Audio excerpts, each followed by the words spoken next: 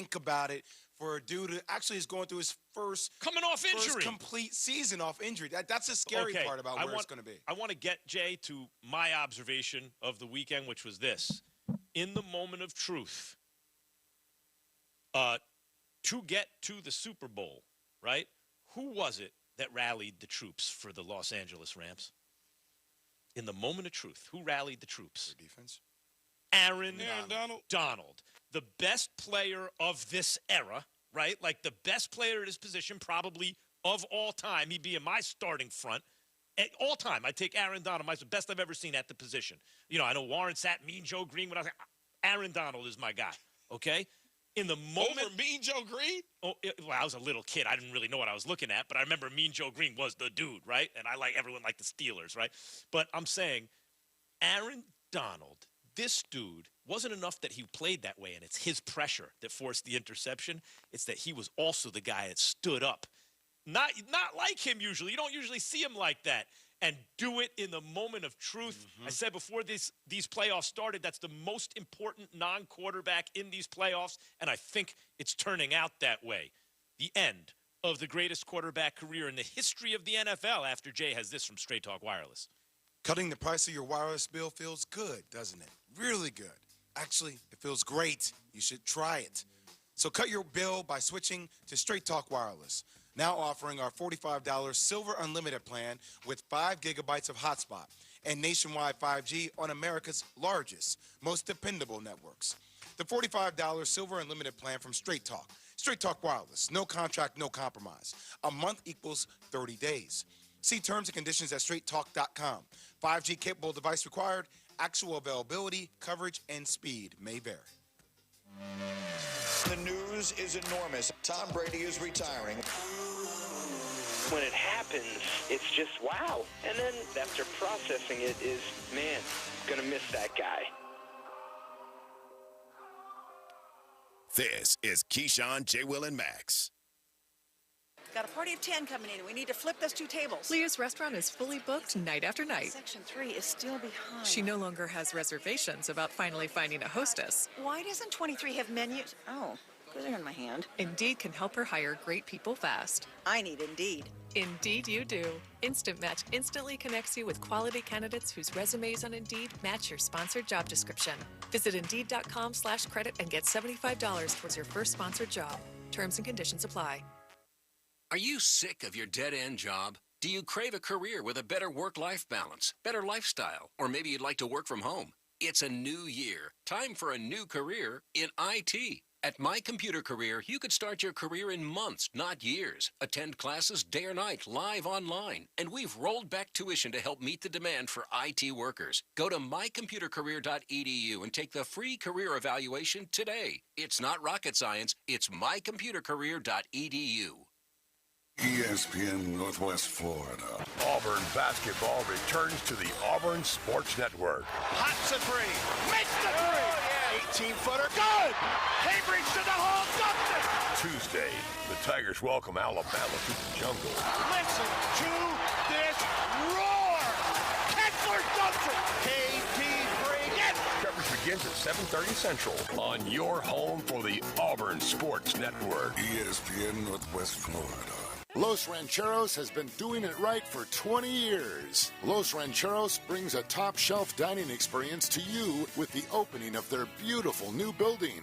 Watch all college and pro games on Los Rancheros' 14 large-screen TVs with great drink specials daily from 2 to 5 and during all the games. Los Rancheros, the place for live sports and great food on 23rd Street between Jenks and Harrison. Bestway Portable Buildings has been in the Panama City area since 1989. They've been here longer than anyone else. The reasons? High quality, reasonable prices, and tremendous service. Stop by and see owner Jason Mulder and let him and his staff help you pick out the perfect building for your home or business. Just down from Harts Marine on North Highway 231. Online at bestwayportablebuildings.com. Member of the BBB. Bestway Portable Buildings. The best in portable, period. Let All About Garage Doors service your garage door today. All About Garage Doors has 24/7 service at no extra charge. Right now at All About Garage Doors, they will service your garage door starting at $99, and that comes with a free set of rollers. Yes, you heard right. They'll service your garage door starting at $99 plus a free set of rollers. Call All About Garage Doors now, 850-842-9188. Veteran owned and operated. Dr. Chad Mitchell, orthopedic surgeon specializing in sports medicine and joint replacement of the knee, shoulder, and hip. He serves our local athletes and our community. Southern Orthopedic Specialist has been the leader in orthopedic care for over 20 years. New patients are welcome. Call 850-769-KNEE to schedule an appointment. More about Dr. Mitchell and Southern Orthopedic Specialist is available on their website, southernorthopedic.com. Southern Orthopedic, getting you back in the game. Hi, I'm Bobby Likas with another Car Clinic Minute. Albert Einstein, Bill Gates, and class valedictorian, all IQ wizards. But they've got nothing on a new seatbelt fiber that's got a PhD in smart. When I come back, I'll educate you. The Car Clinic Minute. It's Bobby Likas Car Clinic, brought to you locally by Hewitt Tire and Auto. Call 850-769-7323. Your certified AAA service center and hometown towing. Visit them online at HewittTire.com. On Airport Road in Panama City. That's 850-769-7323. Hewitt Tire and Auto Center and hometown towing. Linus has his blanket, and I did too. But now automotive security blankets, also known as seat belts, have gone brainiac. Allied Signal has introduced its new synthetic material for seat belts called, what else? Securus. What's so smart about this patented response fiber? After holding occupants at the moment of collision, Securus stretches to reduce force as airbags deflate and then tightens up again to restrain passengers as the vehicle stops, preventing steering wheel or dashboard impacts. Hey, Linus, we never had it so good. I'm Bobby Likas. Like us, you'll love us. Hey, it's Coach James Hill. Join me coming up at 7. Now back to Keyshawn, J. Will, and Max on 104.3 ESPN Northwest Florida. He would say, what do you want to do after football? And I'm like, what do you mean after football? There's nothing after football. This is what, I was born to do, and this is what I enjoy doing more than anything else. Breaking news, Tom Brady is retiring after 22 spectacular seasons in the NFL. It's on the Mount Rushmore of all-time great athletes. Someone who was a 6th-round draft pick to winning 7 Super Bowl rings, the greatest and most accomplished quarterback to play the game of football. Yeah, I mean, look, for a lot, I thought Tom Brady was the GOAT. Edit. A bunch of years ago, Keyshawn, J. Will, Max, ESPN Radio. Even when I predicted the cliff, I started out that prediction by saying, look, he's the greatest of all time. But it was unclear, Joe Montana had a real good case at that point, right? 4 Super Bowls, 4-0 in the Super Bowl, 13 TDs, no interceptions. But since that time, when Brady probably maybe passed Montana, he's had a whole other Hall of Fame career. It's insane. The question is, why now? He said, I'm going to play till I'm 45. That was the whole thing. He wants to play till he's 45. Just led the league in completions, attempts, completions, yards, and touchdowns, and almost orchestrated one of the all-time great playoff comebacks down 27-3 to the Rams, who wound up going to the Super Bowl. So here is Tom Brady, 7-time Super Bowl champion, on his Let's Go podcast on Sirius XM. I would say I'm proud and satisfied of everything we accomplished this year. So I know when I give it my all, that's something to be proud of. I don't leave anything half-assed, I think I leave it with everything that I have. I'll know when the time is right, and there's no rush to make a decision. We'll just see. That's a whole ass quarterback right there. Key, are you surprised that Tom Brady's walking away now? No, not at all. If you remember last week, I think it was, and maybe even a week before, whenever it came out over the last couple weeks, and the noise was starting to trickle out about Tom Brady thinking about retiring, I'm like, he should. He's accomplished everything. He's done everything. There's nothing to fall back on. What is there left to do? I've appeared in 10 Super Bowls. I've won 7. I've got kids to take care of. If you remember, people was like, oh, well, his kids are just, he can always hang. I'm like, no, man, you don't understand. When a dude really starts to talk about his family and where they're at, they move away from things. They got everything. It's like, why do I need to continue to play football because I can? I want to live my life and enjoy my kids. I have kids. I have family. My wife want to see me play. I understand the fans want to see him continue to keep playing, but his family wants him at home with them. I don't believe it. I'll never believe it. I have a hard time. And I'm a fan of Tom Brady's. I was a fan of Michael Jordan. When Michael Jordan retired, I didn't believe it either. And there's a part of me now, even watching the Hornets game the other night, where I'm like, damn, could Jordan come back and just play a couple of possessions? Like, there are certain players, those two in particular, where you're always going to feel that regardless of whatever age they are, that they can come back and compete at the highest, most ultimate level. Jay, I'm going to ask you something deeply personal right here on the air, on live radio. Yeah. Do you think that, like, when Brady says he's satisfied, but you see him, wait a minute, Tom, you just led the league in everything. You could have easily won the Super Bowl this year. And do you think part of that is because you had this, famously now, had your career cut short very early on, and so always feel like, hold on, satisfied, and you can still do it? You got to be nuts to walk away when you can still do it. Well, no, I think you look at Tom Brady and Michael Jordan, those guys, wrong. Like, I hear what Tom is saying, but I don't think Tom Brady will ever be satisfied at anything he does in his life. Mm-hmm. Michael Jordan will never be satisfied at any. There's always going to be something else, and regardless of what they've been able to accomplish on the field or on the court, that's going to translate to something different in their life that they will take on that next thing. But I will say this, because my wife is very much like this. There are some things in my house where I walk in, I'm like, my mind is set. This is what the hell I am doing. It's going down. It's a lock. I've told my friends. I've told people. And then I have conversations with my wife, Nikki Bonacorsi, and I leave that conversation saying, damn, she has so many valid points. I got to start thinking about it that way. And I feel like Giselle and Tom have that relationship where if you heard when he talked about, like, saying, hey, this has been, I've given up so much that she's had to do so much. Like, I think you get to a certain point that it's like, what do I owe my family, going back to what Key has said? And that his wife, who is the real boss of the house, let's be honest about it. They are the real bosses of the house, can say, hey, it's time that we start looking at this a little bit differently. Now, Evan had an interesting take on this, our producer, Evan. Evan, I want you to tell Key and Jay your take on why, after Brady spent all this time saying, I want to play till I'm 45, clearly he can at a very high level, he walks away now. Yeah, I think he's known for a while that he was going to walk away, and I think he just didn't mention it. Like, he kept saying, I want to play till I'm 45. I want to, like, it was inferred that he was going to play one more season.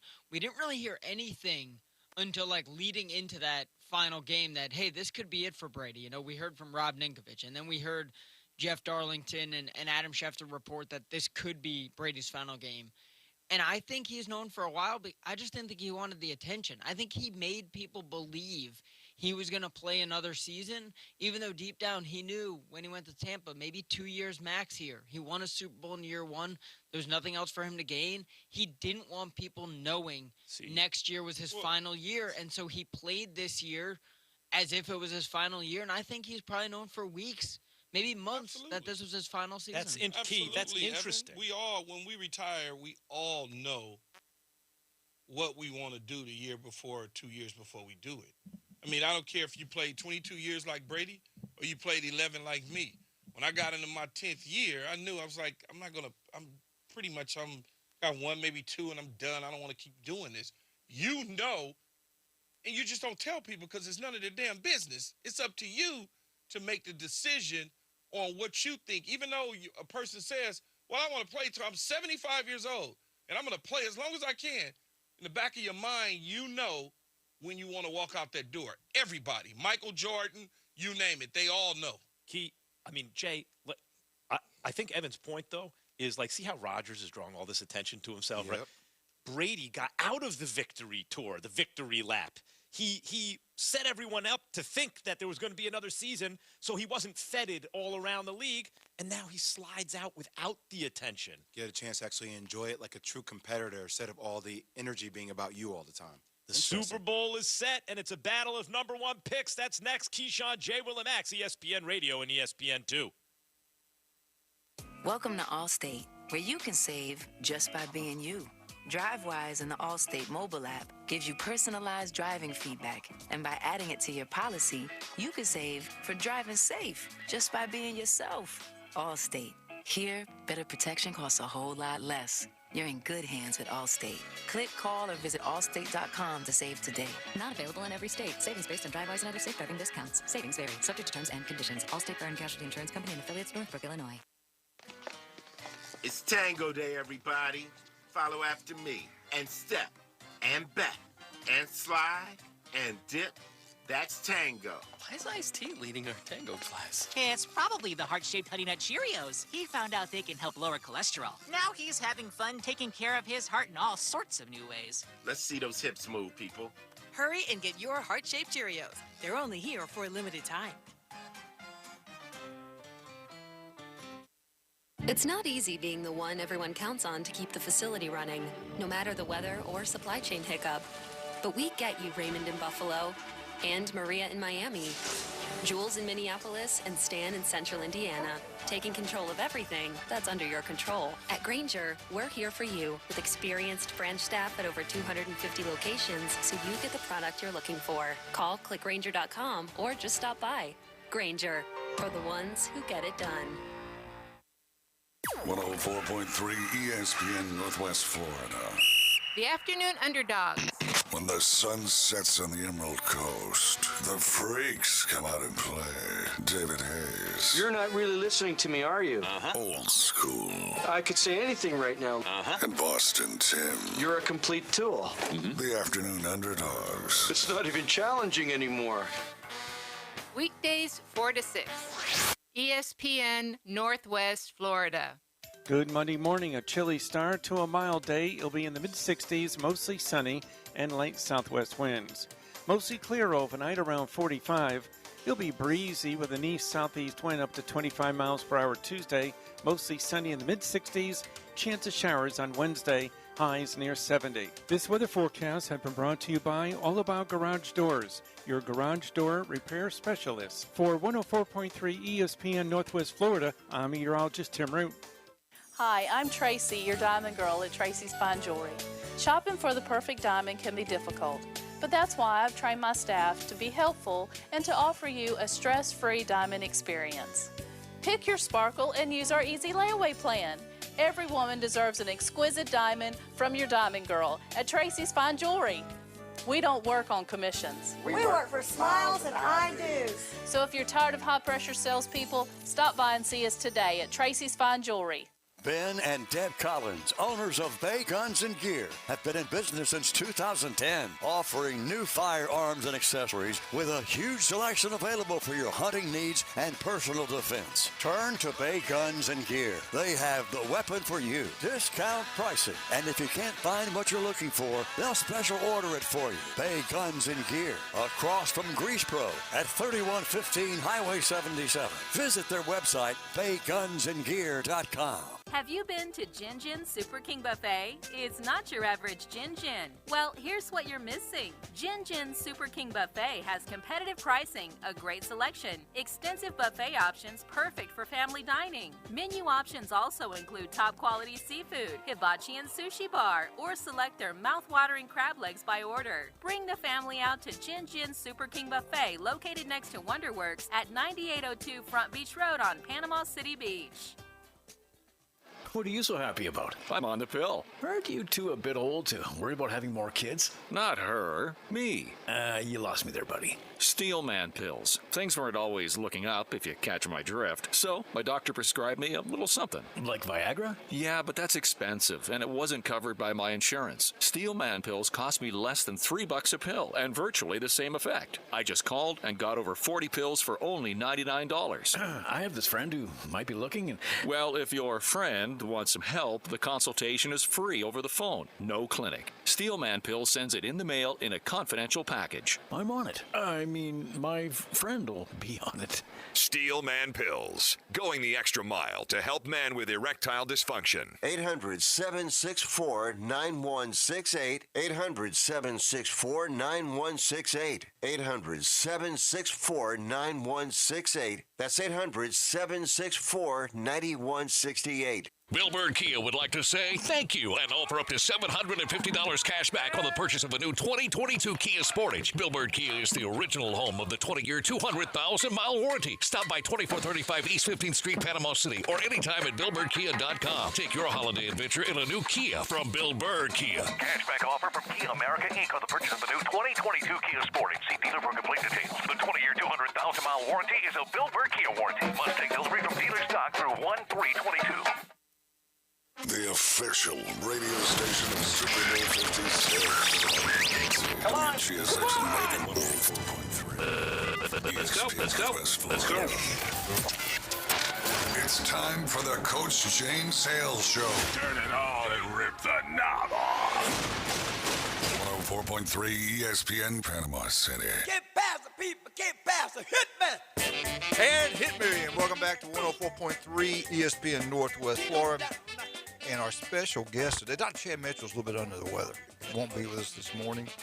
But Andy Siegel, the head football coach, is with us from North Bay Haven, Venice, Southern Mississippi. I can go on and on, but it's only a 2-hour show.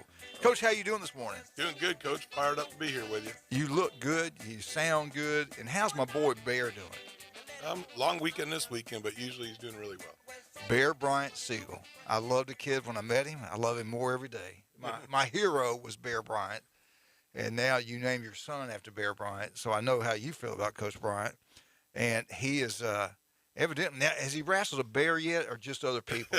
Other people, but there's a bear in our neighborhood, and I bet him $20 he wouldn't go out there and try to wrestle him. Yeah, make sure he's muzzled up good if he does. How's he doing, seriously? As an 8th grader, I hear he's tearing it up out there. Yeah, he's ranked 15th in the state of Florida on high school varsity. He's wrestling 145 and 152, which is big boy weights. Usually you see the little kids down at 106. Yeah. So he's doing well, but, we got a really good young wrestling program, so we got a bunch of guys really tearing it up. Now, who's your coach over there? Zane Turnipseed used to be over at Arnold. Yeah, good job. Zane's doing a great job, and, we got a sophomore, David Mercado, who's number 2 in the state of Florida at 195. We've got a 220-pounder, Logan McAllister, who also plays left tackle for me, who's going to be ranked this week. So we've got a lot of really young guys really tearing it up. We're fired up. Yeah, that's amazing to me. He's in 8th grade. So evidently he's going against guys sometimes that are at least 4 years older than him. Yeah, he usually just wrestles seniors and juniors. That's incredible. Can you imagine by the time he's a senior, if he sticks with it? And I know he will. Knowing his mom and dad, I know he will. Now, as far as strength, I think that's got to be a big deal when you're 8th grader going against somebody 4 years different age group. That's a big deal. How hard is he working in the weight room? Yeah, he's with us every zero period in the morning doing squats and power cleans and bench and stuff. And we just let him learn this year. So Coach Paley does a good job with our guys. So over the summer he was kind of learning the fundamentals, and Paley's really close with him. Doesn't let him go up heavy weights until he's got the technique down right. There you go. But he's doing good. But you do see the difference. When a kid's 18, 19 years old, the testosterone's already flowing through their body, and like I tell him, you're wrestling grown men, and when he does get beat, it's usually he gets muscled out of something, right? Or it's a maturity thing, because he's still, like I tell people, he's like 1 week away from still playing with Pokemon cards and stuff. Unbelievable. But anyway, we're proud of old Bear Bryant down there doing a great job. We got to get him on the show here one day. Maybe this summer we'll get him in here and get him in here. I think we had your other boys who comes in quite a bit when he's Austin. in town. Right. But we need to get Bear in here. I remember we used to do those shows at your school on when we have game of the week. Yeah, that and was cool. he was cool, man. I loved having him come on. He was always smiling, happy. He did a great job. He was happy not to be in class. I tell you what, you and your wife done a good job with all those kids. I've been around the other boy, and what a class act he is. And thank you. Well, you did a great job raising your kids. You do a great job raising all these football players all these years. So I saw a picture one day, and I looked, and it was your wife. And I don't know what it was about. I don't know if it was somebody's birthday or what, but y'all were there. I said, oh, yeah, there's his wife, because I never met her before. So I met her on Facebook now. Anyway, hey, it's great to be back at 104.3 ESPN Northwest Florida. Brian did a great job. Randy, he said he wasn't too impressed with you, but he did a great job the week I was out. I'm sorry. I talked to Jeremy Pridgeon, and he said they just had a great time Thursday. I said, well, that's funny, y'all. You say how good it was. Tommy Santamont said he wasn't too impressed with you and Brian. He had to carry the show. So, Tommy, thank you for carrying Thursday. And I know Friday they had a great time. It was, as a matter of fact, I thought they had mentioned trying to get up with you about all this high school stuff, and I beat them to it. I got you in here to talk about some things here in just a second. Before we get it, Tara Bear and everybody else out there is listening this week. Well, not this weekend, February 13th, Super Bowl Sunday. You can listen to it right here at 104.3 ESPN Northwest Florida. What's that, Super Bowl 56? Yep. You believe we've watched, now I've watched every one of them. My whole life. Yeah, how old are you now? 58? 56. 56. Oh, 56, yeah. I remember that 56 when you were born. I remember that. We were talking about that, as far as you know. Anyway, we got great sponsor for Super Bowl 56. Diego's, Kia, West Portal Buildings, man, you name it.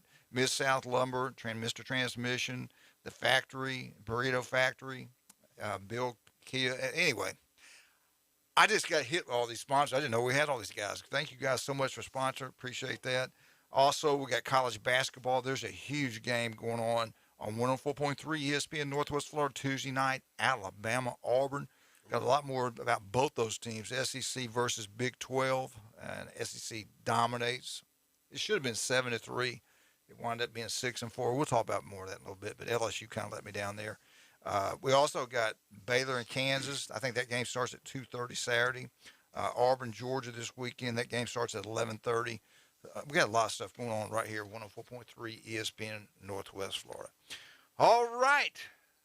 What do you want to talk about, Coach? I know what I want to talk about. Dr. Johnny Fever's dead. That just. Who? Dr. Johnny Fever. Howard Hesselman. He used to drop turkeys on people. WKRP in Cincinnati. Oh, yeah. That TV show? Yep. He died. Meatloaf died. 70, 65, 70? 81. Nolan Ryan is 75 today. But, yeah, Howard Hesselman. I mean, that show kind of shaped my life. Yeah, it was a good-looking blonde on there. Lonnie Anderson. Burt Reynolds. Yeah, Burt always had good taste in women. Yeah. What else is going on? Anybody else die? They Meatloaf. Well, I knew about Meatloaf. Like I said, Nolan Ryan 75, but Hesselman that just crushed me. All right. You got me going. Thinking about people dying. I get back, and it's the first thing he brings up. Speaking of North Bay Haven, I called yesterday because I can't remember when we started doing the basketball. Right now, football's over except for the Super Bowl, so we're going to try to start getting the basketball coaches on. I called yesterday, Arnold's basketball coach. Kept getting voicemail. I hadn't got up with him yet. I was going to try to get him on today.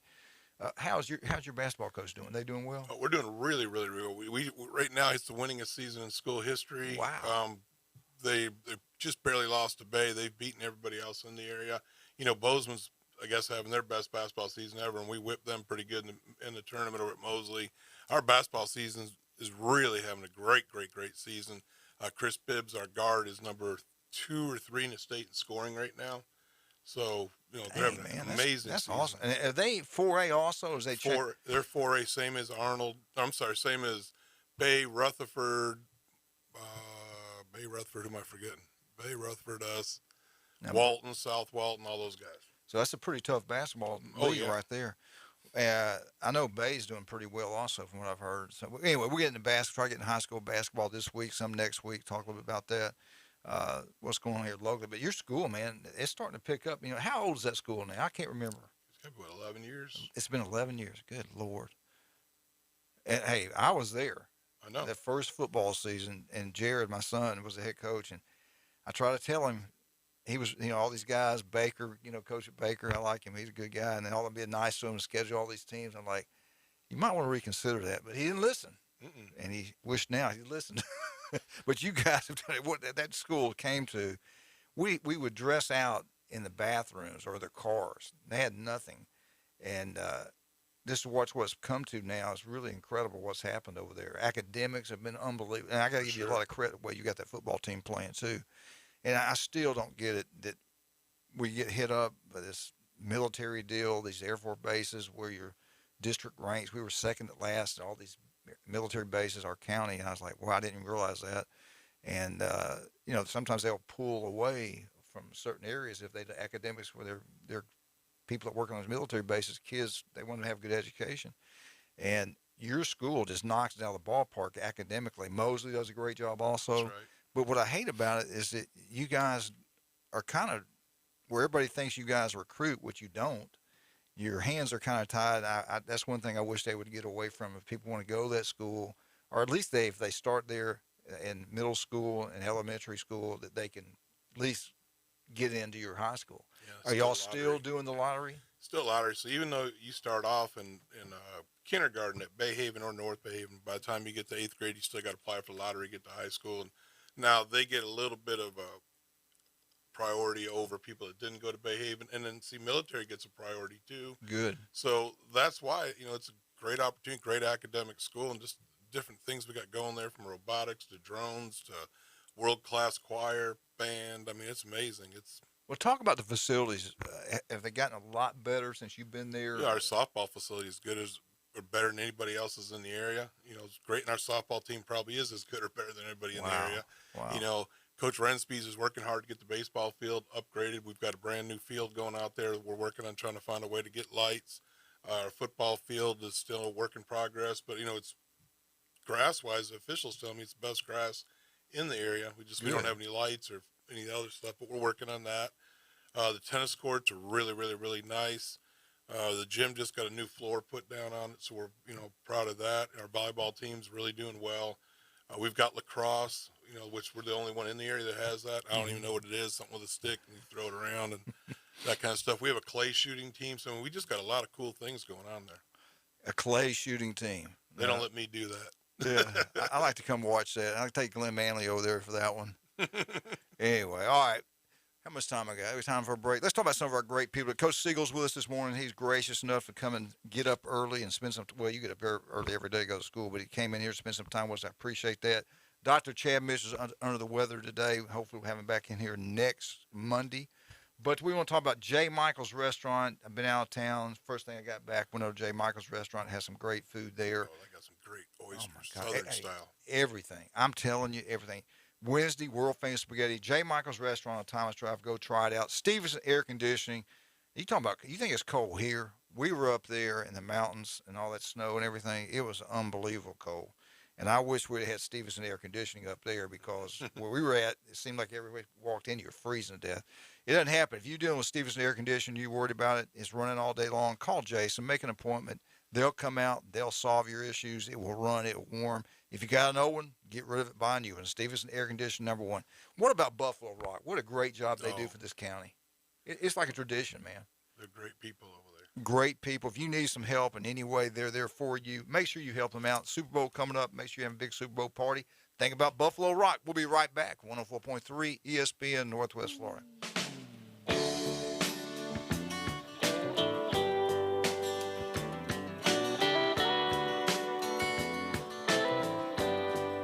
Good Monday morning. A chilly start to a mild day. It'll be in the mid-60s, mostly sunny, and light southwest winds.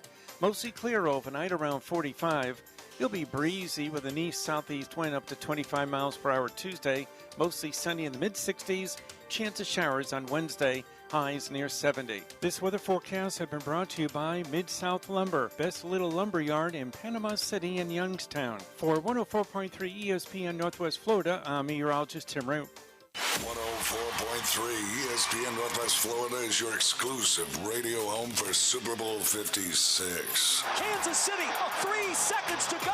Sunday, February 13th, we'll bring you the game live from SoFi Stadium in Inglewood, California, with a rich audio experience that puts you right in the stands. It is good.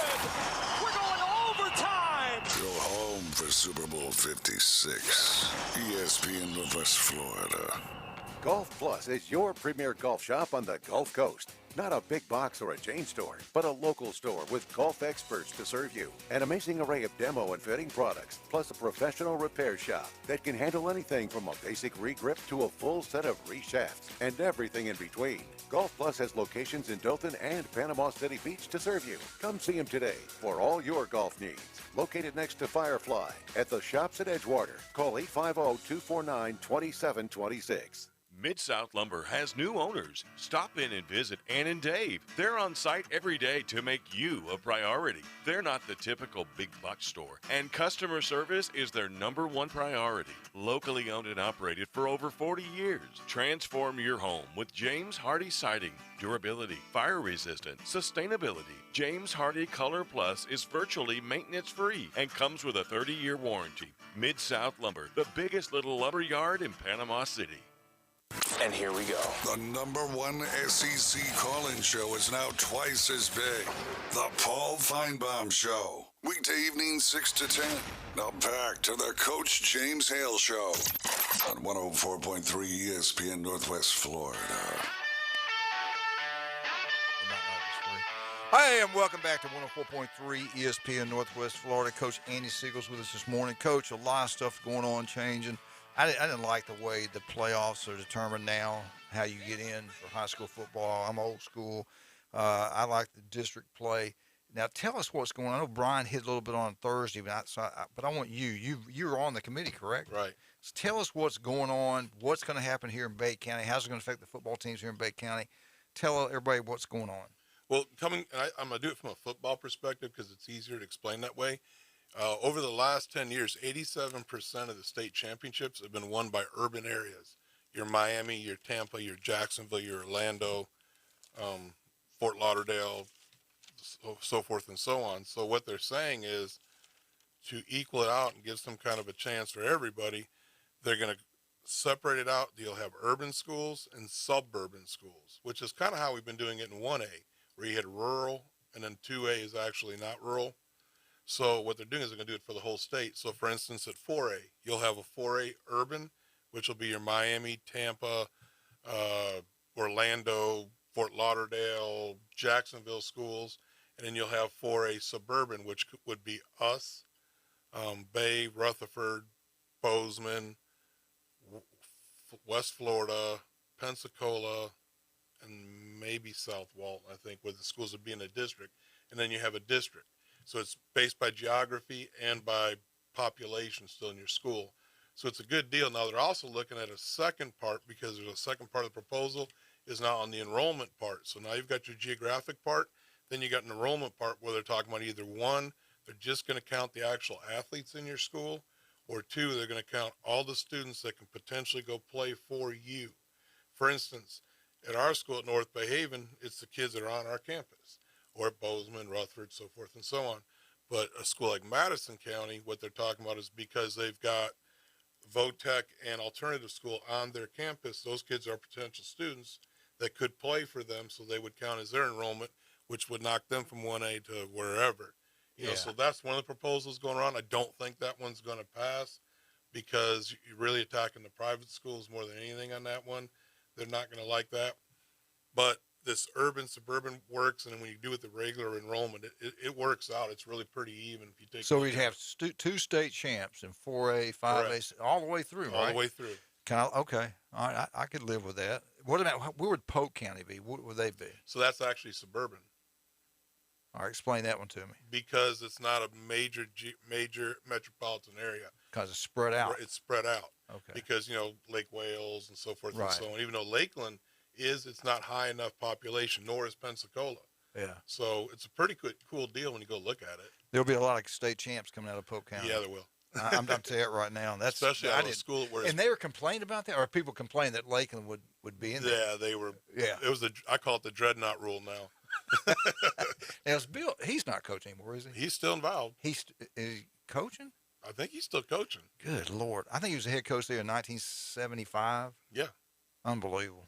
And he's won more football games probably in one the of these country. days, I got to tell you about the broken couch in his office that Mark Mangino broke. But seriously, think about that. He's the winningest coach in Florida.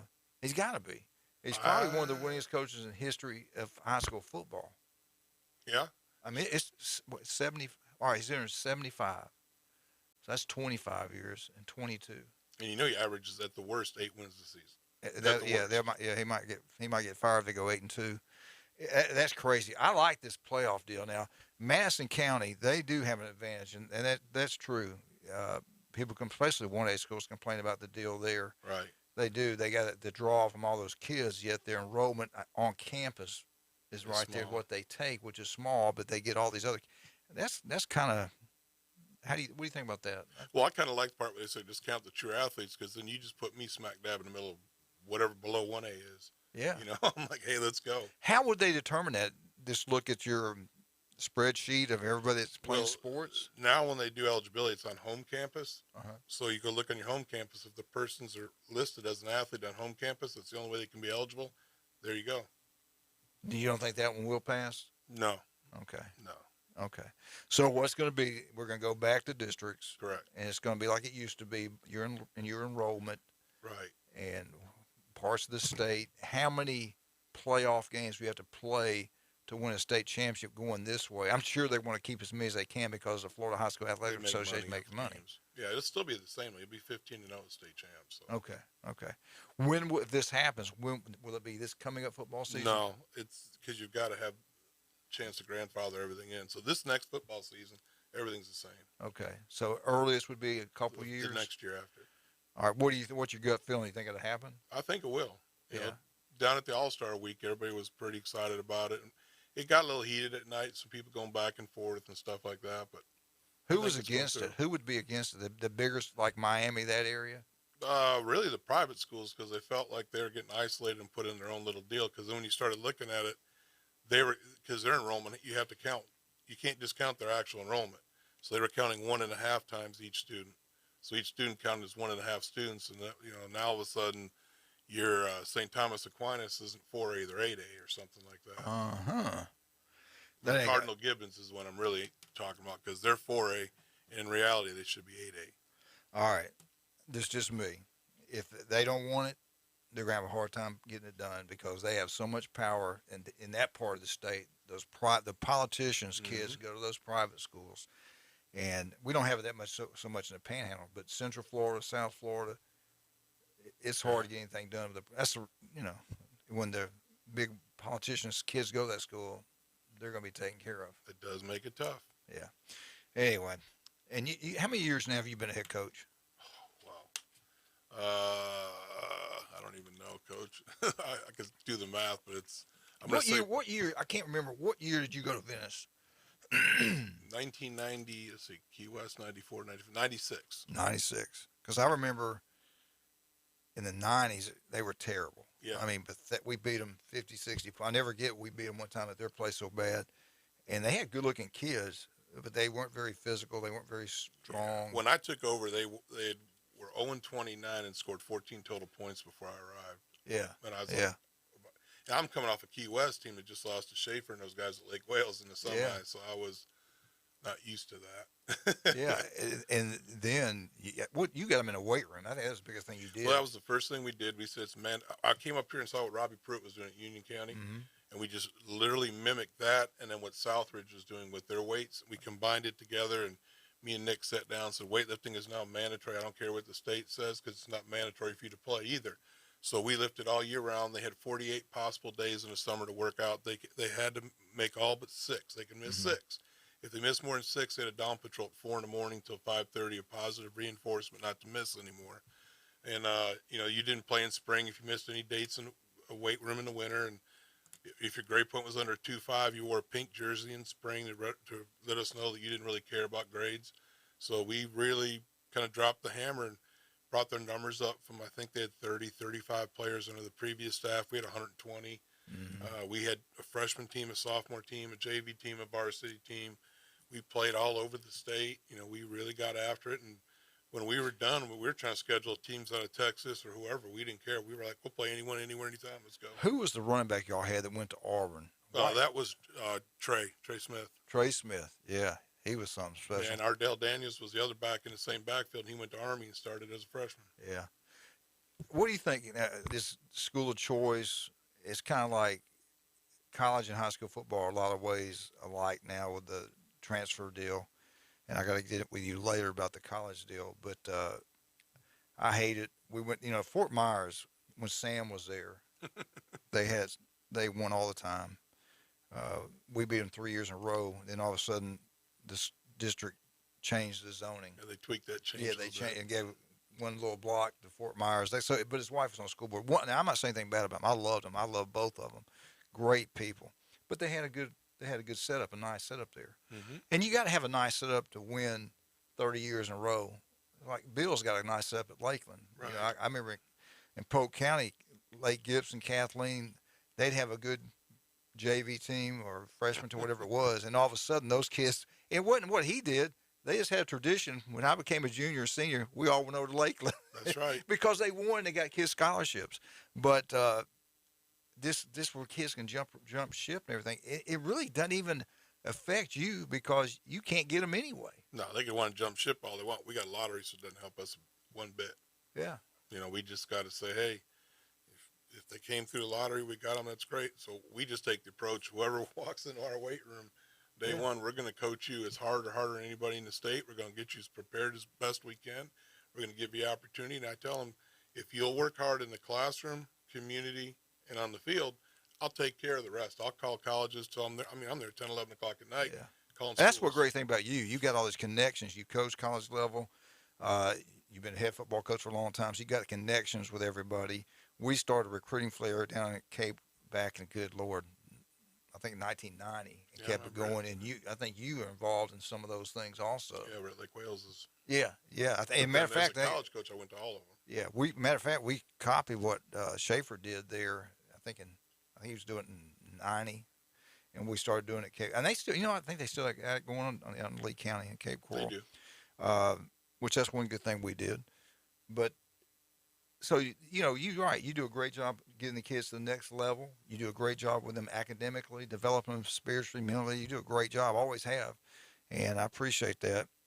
But this jumping around the schools, I don't know. It's tough, and people keep thinking it's the coaches. I promise you, it's not the high school coaches that do that. It really isn't. It's the peripheral. It's the parents hanging out at the country club or at the sports bar, and it's like, XYZ High is the big school to go to, so I've got to have my kid there so I can go back to the country club and brag that my kid plays there when, it might not be the best situation for your kid, but they all do that, and it's not this here, it's everywhere in the state of Florida. At the All-Star game, again, we just were sitting around at night talking, and it was everybody had the same complaints of, they all want to go to this place. Venice, where I used to coach at now, there's any kid within a rock's throw of that place is just swarming in there because they all want to be a part of it. Do they have any other schools in Venice now, or is it just Venice? No, it's still just Venice. That's a great setup. Great setup. But that's like Mosley's gotten really good. And everybody complains about the baseball coaches, the football coach, whatever. But you just said it perfectly. They don't really have to do or say anything. They continue to win, and maybe the kids will say things to another kid or another family, talk to another family, and just like you pointed out, when they get hot, it's like in Lee County. We went down there my last year coaching, and they had that already because the school board attorney said, look, we're not going to fight them. We're not going to hold them out of playing. They're going to play if they transfer because we can't win it in court. We waste money. So it started there, and it spread throughout the entire state, and everybody knows now you can do just about anything you want to do. Yeah, but I remember in Naples, Baron Collier back then was the hot one. That was the power. Everybody would go over there, and then all of a sudden, Naples High, when Bill came in from Miami, got good. Well, then Baron Collier dropped off, and Laley dropped off, and they all went over there. I think, you're right. He came in, put the split back veer in. Dave Tanner, I think, got out of it. That's right. As a matter of fact, I think they accused him of some stuff or whatever, and he got. Dave left, and Merv Ward retired from Lely, and they kind of just said, golly. You know if Merv's still alive? I have no idea. Wow. In fact, I don't think I even said his name till today since then. That's brought back some great memories, man. We used to battle against those guys every year. We'd go down there and play Naples, Laley, Baron Collier. There was just 3 back then, right? And now they got a lot more. And there's schools like, it's amazing, the facilities at those schools. Unbelievable. People around here will have no idea how much money they spend down there. It's crazy. All right, let's talk about some of our great people. Coach Andy Siegel's with us this morning. We get back, we're going to ask him some more, not just high school stuff, but some college things, everything that's going on. What about last night? Pretty good football games. I tell you, I don't really like watching NFL too much, but last night was exciting just because they were meaningful games. Yeah. And you see the effort. They play like they're college guys. They're actually giving effort. That was incredible. 2 weeks ago, the games, every playoff game has been unbelievable. And we got the SEC dominating again for its quarterback play in the Super Bowl. Got one from Georgia in it and one for LSU. What do you want me to do? Sponsorships. Okay, hell, I've been out a week. All right, Dr. Chad Mitchell. He will not be with us today. He's a little bit under the weather, but if you get injured, baby, do what the athletes here in Bay County. He's been on the sidelines for 22 years. A legendary doctor, Dr. Chad Mitchell, Southern Orthopedic. Give him a call. Go by and see him. He'll take care of you. Hey, when I go to if you're going to go to closing, do what Mark Coward, do what Cody Shield does, the big-time realtors around here. You demand Chuck Tucker. South Oak Title and Closing. Chuck Tucker does a great job. You don't want any surprises, Coach. You want it done professionally. You don't want anything coming up that's wrong. They do it right every time. Chuck Tucker, number one. Not even close. Rudy's Barbecue. You went down there and tried it out? I did. Talk about it. Tell me about it. Let me tell you something. I went in there, I kind of paused a second because I couldn't decide what I wanted because they got it all sitting out there in front of you, and I just kind of sat there and had a little bit of everything and had to lay down a little bit. I was kind of got meat sweats. I got to get down there. Rudy will be in here tomorrow, Mr. Rudy, and that is Ethan Boyd. All right, we'll be right back. 104.3 ESPN Northwest Florida.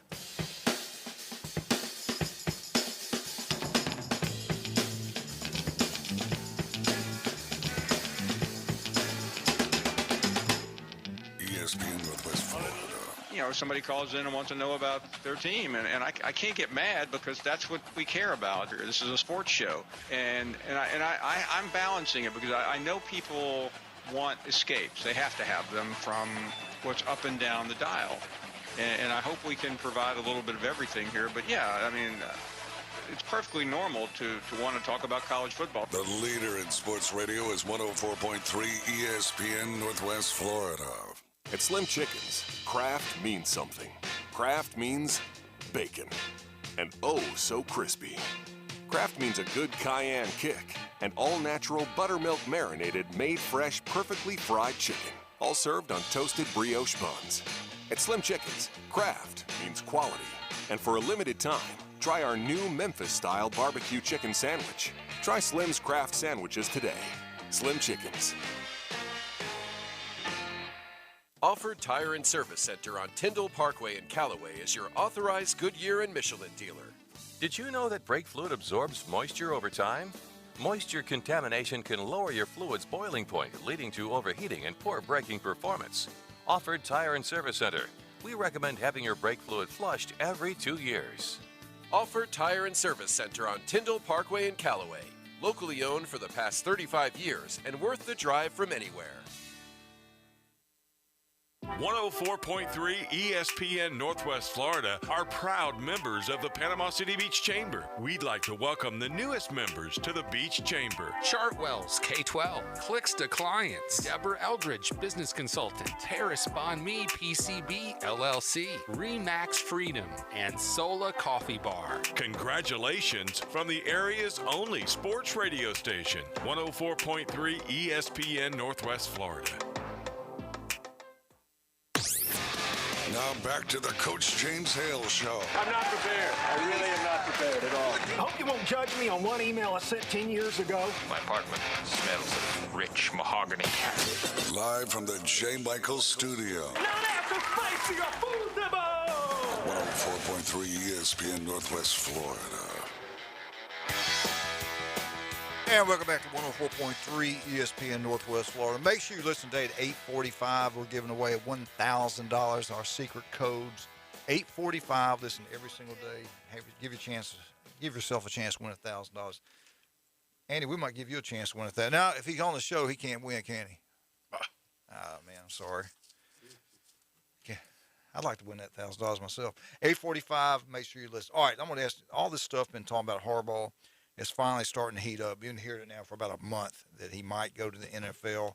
The Vikings have asked permission to interview him. Matter of fact, I think he's already interviewed with the Vikings. What do you think's on this, man? He beat Michigan. He won the Big Ten. He made the playoffs. He beat Ohio State. Michigan beat Ohio State. I just don't. If I'm him, what's going on in college football right now, having to worry, you don't have to recruit in the NFL. You got to recruit now. Not only do you have to recruit, you got to continue to recruit to keep your rosters, to keep the same kids there. Now the players actually have more power in college football than the coach does, which was never in our day and time. It never would have happened. If I'm him, I think I'd head out. I think I would take that. I don't know. I'd take the Dolphins job. Now the Dolphins job, the owner said that he would never. He's a big Michigan guy, alumni guy, big donor to Michigan. He said he wouldn't be the guy to take him away from Michigan. But now that he's looking for, he's been interviewed and people coming after him, and he showed interest in the NFL. Now he goes, well, listen, if he's wanting to leave, then Miami might be the place for him to come. But what do you think? Talk about this. If you're him, football. Can Michigan compete every single year with Ohio State in recruiting on the field? I think it's going to be tough for Michigan to do that. It is going to be tough. And then one thing you got to look at is notice he's losing assistant football coaches. Yeah. That's the first indicator that he is serious about going to the NFL. If he wasn't, those guys aren't going anywhere. Why would you? Exactly. You're a blue blood program. You're getting paid as good as anybody else.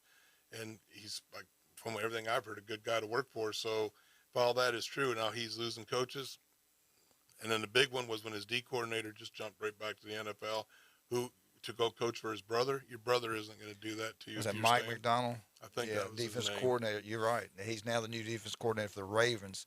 And it's like you said, brothers don't screw over brothers. No. So that just tells me he's serious about leaving. And then you got to look at, because I'm always looking at A plus B plus C. So who's the next guy at Michigan? Yeah. Who do you think that would be? I don't know. I'm like, yes, I think the same thing. I have no clue who they would go after. I'll throw a name out there. That's Todd Monken from Georgia. You got Midwest ties. Coached in Michigan, not at Michigan. Got an NFL pedigree, which helps when you go to the Big Ten programs. His family is. What about Bill O'Brien? Bill O'Brien would be excellent because of his success as a head coach, and that's the big difference between the two. Although Monken had success at Southern Miss, that's still not the same level. Right. And Bill was the head coach of Penn State. In the Big Ten. So that's two good names right there. That's pretty good. His buyout at Michigan, Harbaugh, if he leaves, he's got to pay $1.5 million back, which is really nothing for him. Again, 12 wins this past year. They beat Ohio State, made the playoffs. He's never stayed very long anywhere. And he's been at Michigan now, 7 seasons? Next year, I think it'll be his 8th. So I'm like you. I kind of think he's out the door. I think he's out. And he'd been in the NFL. He's more, and Jason Kozlowski always said he's an NFL guy. He's not a college guy. That's what I was going to say. Some of these college head coaches that think they're college head or NFL head coaches, they're not NFL head coaches. You can just see Urban Meyer was not an NFL head coach. And you knew that was destined to not work out fast. Lou Holtz, when he did it, wasn't an NFL head coach. Saban was an NFL guy. It just, for whatever reasons, didn't work for him. But Harbaugh's an NFL guy. If Saban would have got Breeze, it might have been different. But thank goodness, if you're story. Alabama guy, makes things. Thank you, Mr. Mayor. The mayor said Tom Brady is available. That's true. Well, we don't listen. Hey, the mayor's a North Chicago guy. Yeah, the mayor's awesome, man. I love the mayor. That's true. Now, Deion's done it, but he's coached a while before he jumped in. I can see a guy that's just played the game and then jumping to being a head coach like at Michigan or Alabama, some big-time program like that. I don't know how that would work out. And I don't know if anybody want to put that time. Of course, Brady is a workaholic. They say he stays and watches films all the time. Maybe if somebody could do it, he could do it. Yeah, but to justify to his wife why he just stepped out to spend family time. Got no family time in that. And it really is, nothing's official yet. And when you're not gonna retire knowing when you get a $15 million bonus in February, you're not gonna retire before February. No. Come on now. Do you definitely think he's definitely out? Who, Brady? Yeah. Oh, Brady's out. Okay. Mayor says that was a joke. I know it was a joke. Where are you at? Come down here and sit with us, man. Bring the donuts with you. I love the mayor. All right, what do you think, man?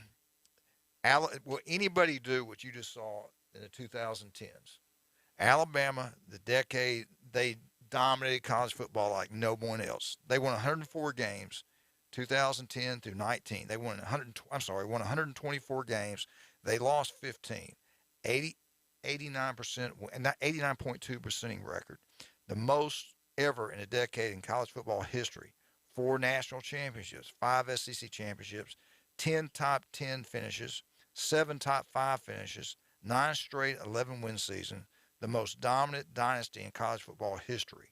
Now, the 20s, who's it going to be? What's the next great one? Is it going to be Georgia with Kirby Smart? Could it be Jimbo Fisher at Texas A&M? Or does Nick stay another 8 years at Alabama? Here's what I'm looking at, okay? T-Rob just went over there. T-Rob's young. Heck, T-Rob's senior year, I was the head coach at Miami Coral Park. And then we worked together at Southern Miss. T-Rob just got hired there as defensive back. T-Rob ain't going somewhere where there's not long-range stability. That's number one. Number two, Freddie Roach has not left. Freddie stayed. That tells you that there's longevity there. The other thing is the worst thing that happened to everybody in the country was Georgia beating Alabama in that national championship game, because now you got 300 and something days of Saban just ripping, grinding, prodding, kicking, getting all over these. I mean, I do not want to be whoever they play game one, because that's not going to be a pretty sight. You know who it is? Our boy at Utah State. Oh, God. Are you serious? Yeah. Oh, man. Blake is in Blake's trouble. in trouble. I tell you what, though, Blake's offense will move the ball. It'll be the longest game Alabama play all year. Oh, they're going to throw the heck out of it. It's like I remember going to Southern Mississippi games when Blake was the OC there and Fedora was the head coach. And the games lasted forever. Yeah, I know. Were you on that staff? I had the headphones and my ears would be bleeding because Cap would be yelling, "It's not against the law to run the football." Yeah, they got away from that. And the year before, we ran it a lot because we had 25 back in the backfield, and he could run. You talking about? I told everybody this year, if you're going to beat Bama this year, to do it. They got 8 defensive stars coming back, but I do want to look in the 2020s way Kirby recruits. I said this the other day. I said there's one guy out there. They used to say it was Dabo. There's one guy that could break some of Nick's records. That what he said at Bama could be Kirby Smart. I agree. Great recruiter. Good hire of coaches. I like what he's doing on the staff. 46 years old. He's still a young, high-energy guy. I remember when I was at East Mississippi, we would go over there for the A game in spring, and I didn't really know him, but our D coordinator did because they placed all their kids with us. Mm-hmm. I got to just meet Kirby and just watch him walk around and stuff, and wow, I was impressed. I think Kirby has a better shot at it than Jimbo Fisher at Texas A&M. I want your input on that. What do you think Jimbo's going to win a national championship at A&M? I've known Jimbo since we first started coaching. This is sad. I mean, from arena football days. No, sorry. And I like Jimbo. He's probably going to try to punch me at one point when I see him, but take that money and run, brother. Oh, he's got the $95 million already guaranteed. But I do keep. He's already lost his strength coach. We could be. He's lost a couple coaches. That surprised me. But Schmitty? Did he run them out of there, or did they just leave on their own? Schmitty left on his own. You know what the deal was? No. Yeah. Anywhere Schmitty goes, he wins national championships, so he didn't think he could win one there, I'm guessing. All that money and all that talent coming in, if he doesn't get it done in a couple of years, he'll be, out there, they can write a check for $95 million. Yeah, they don't blink. They say next. Yeah. But anyway, next 20s, I don't know. I just don't see, I could be crazy. I hope he does stay a long time. He's 70 years old. When's enough? When you got to deal with transfers, you got to deal with recruiting, all the headaches they got to put up, name, like, and image. At 70 years old, you would think, I'll go do TV. I'll go with Miss Terry. We go travel. But I think when he got sick and missed those games, I think that's when he said, I'm never going to get out of that stuff. Yeah, because they were telling stories how he was yelling in the other room and going crazy. And, you add all that. And the thing is the infrastructure he's built up there. He's in charge of everything, but he's got the plan in place where it all takes care of itself. That boat just keeps rowing. All right, let's talk about some of our great people, right? Bay Point Golf, Ryan Mulvey, been here Friday. He does an incredible job. If you love golf, there's only one place to play. That is at Bay Point. Every Thursday night, they have a special, like fried chicken, steak, you name it, tacos, and they stay open late that night. But you got to make reservations. The food's incredible. You don't have to wait forever to get in. Go try it one night. I guarantee you'll go back. It's absolutely incredible. Rudy's Barbecue on Back Beach Road. We talked about it a minute ago. Ethan Boyd will be here tomorrow. Speaking of Texas A&M, he'll have an update on everything that's going over in Texas A&M. Blue Sky Express Car Wash on Back Beach Road. You want your vehicle to look brand new? Go try Blue Sky Express Car Wash. We've got to get one built on this side of the bridge. The place is incredible. Dr. Ward, 1 in 5 develop skin cancer. If it doesn't look right, feel right, go see Dr. Ward. If you're listening right now, there's an office near you. We'll be right back. 104.3 ESPN Northwest Florida.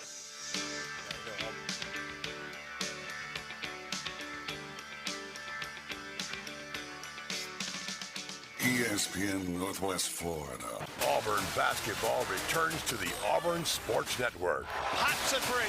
Makes the three. 18-footer. Good. Cambridge to the hole. Dunked it. Tuesday, the Tigers welcome Alabama to the jungle. Listen to this roar. Kessler dunks it. KP3 gets it. Coverage begins at 7:30 Central on your home for the Auburn Sports Network. ESPN Northwest Florida. Good Monday morning. A chilly start to a mild day. It'll be in the mid-60s, mostly sunny, and light southwest winds. Mostly clear overnight around 45. It'll be breezy with an east-southeast wind up to 25 miles per hour Tuesday. Mostly sunny in the mid-60s. Chance of showers on Wednesday. Highs near 70. This weather forecast has been brought to you by All About Garage Doors, your garage door repair specialists. For 104.3 ESPN Northwest Florida, I'm meteorologist Tim Root. Hi, this is Coach James Hale, here to tell you about the best car wash on the beach.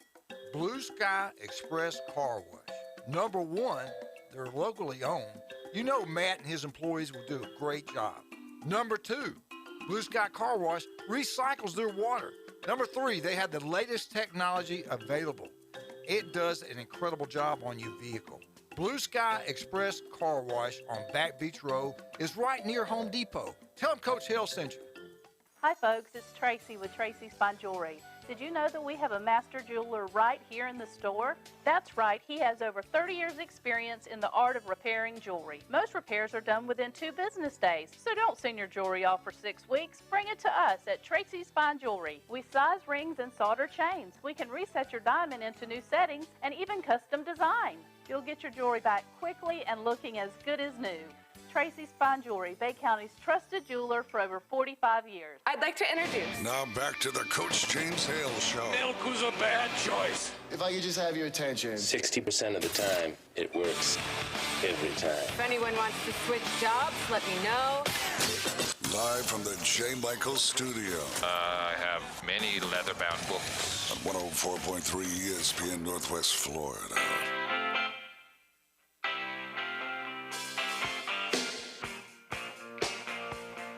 And welcome back to 104.3 ESPN Northwest Florida. Coach Siegel's with us this morning. And make sure you listen to the afternoon show, The Underdogs. They do a great, Big Dave does a great job every day, 4 to 6. And after that, we got the Feinbaum show. And I love listening to Feinbaum.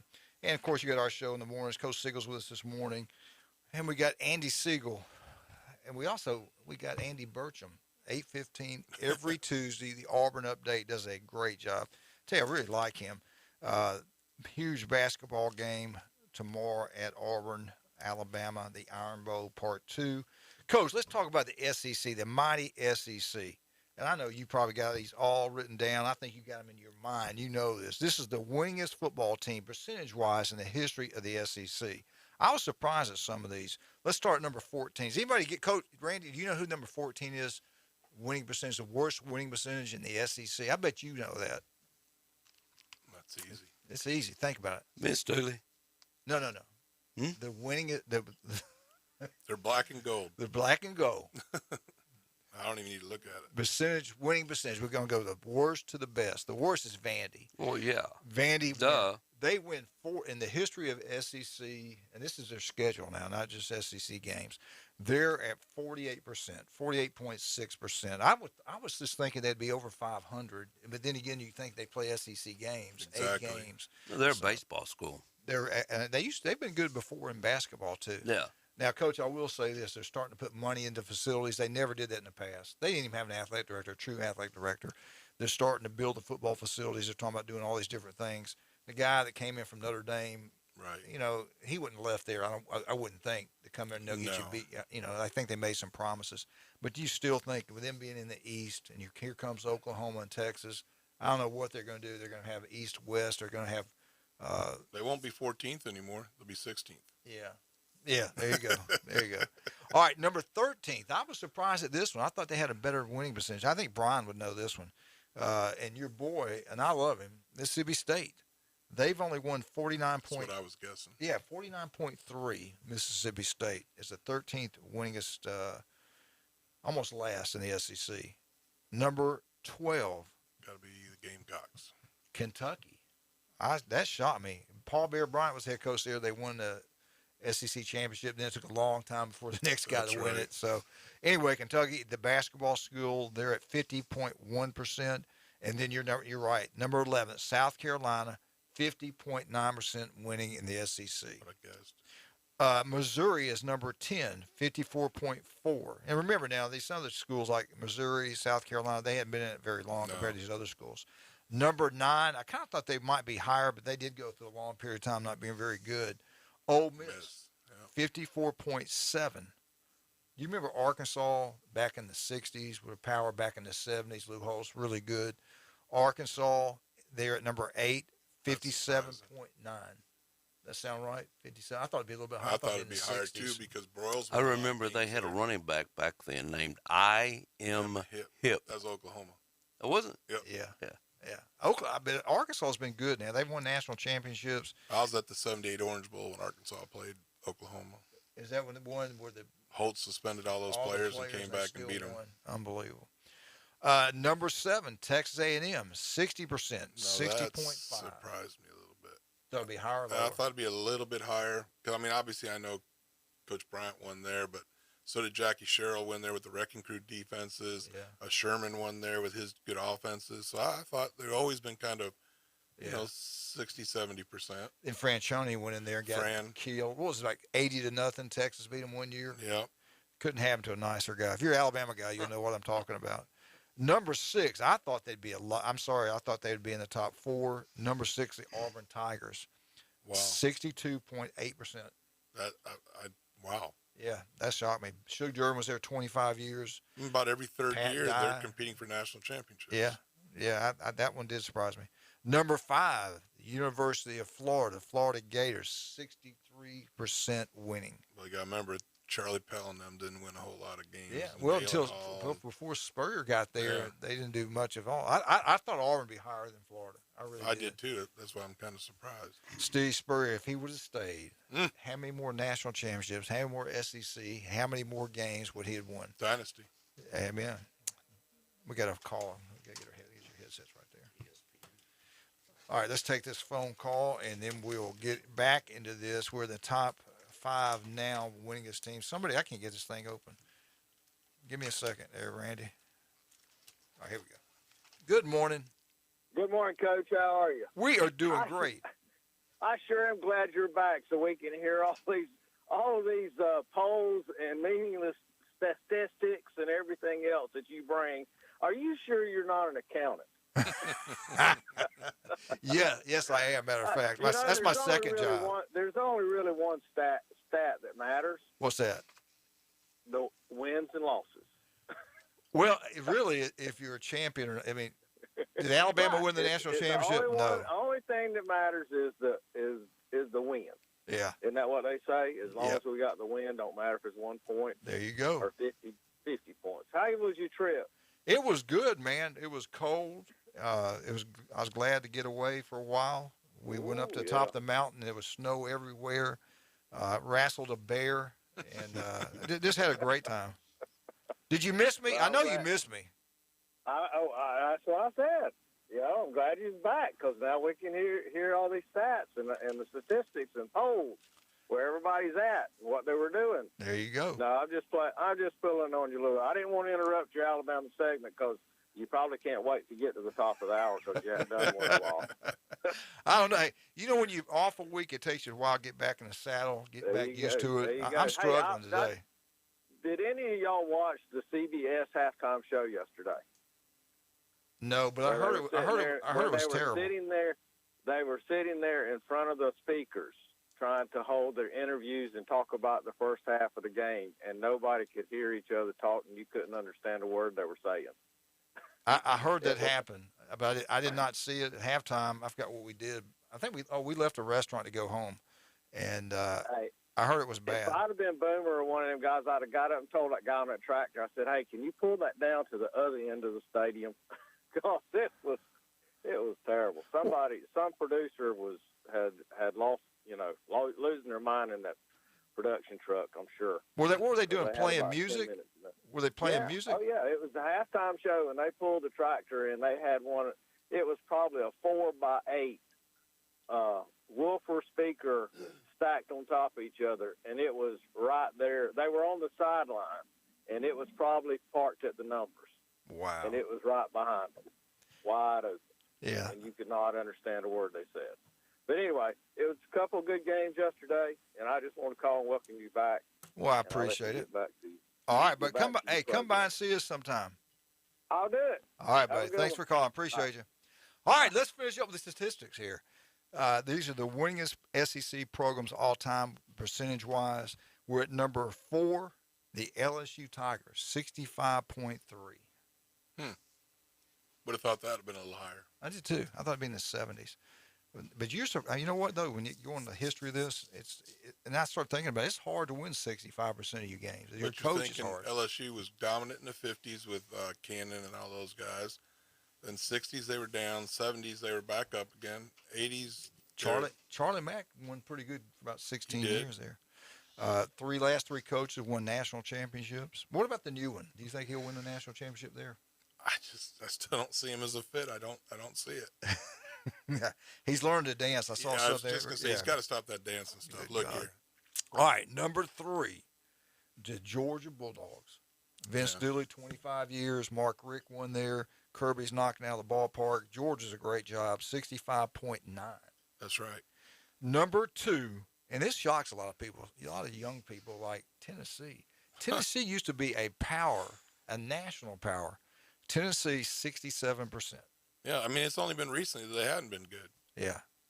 Johnny Majors, Philip Fulmer won good. That's right. Bob Nealon. They've always been good in the history. I watched a documentary about Conridge Holloway the other day. Yeah. He played at Huntsville, Lee High School in Huntsville. They recruited him all these years. He's going to go to Alabama. And then Coach Bryant told him, said, look, you come to Alabama, you're not going to be the quarterback. You're going to play safety or another position. right. And everybody thought he'd be all upset. And he goes, no, I'm glad he was the only coach that told me the truth. He said, all of them told me that. I didn't believe some of them. And then Bill Battle told him he could play quarterback at Tennessee, and that's where he went and did a great job. At Tennessee, Tony Thompson played for him at Lake Wells, was the leading rusher in the SEC, went to the Sugar Bowl. He's number 24. Great football player. And this is back in the day. God, when Tony graduated, that was probably in the early 90s. Johnny Major was the head football coach. Phillip was the offensive coordinator.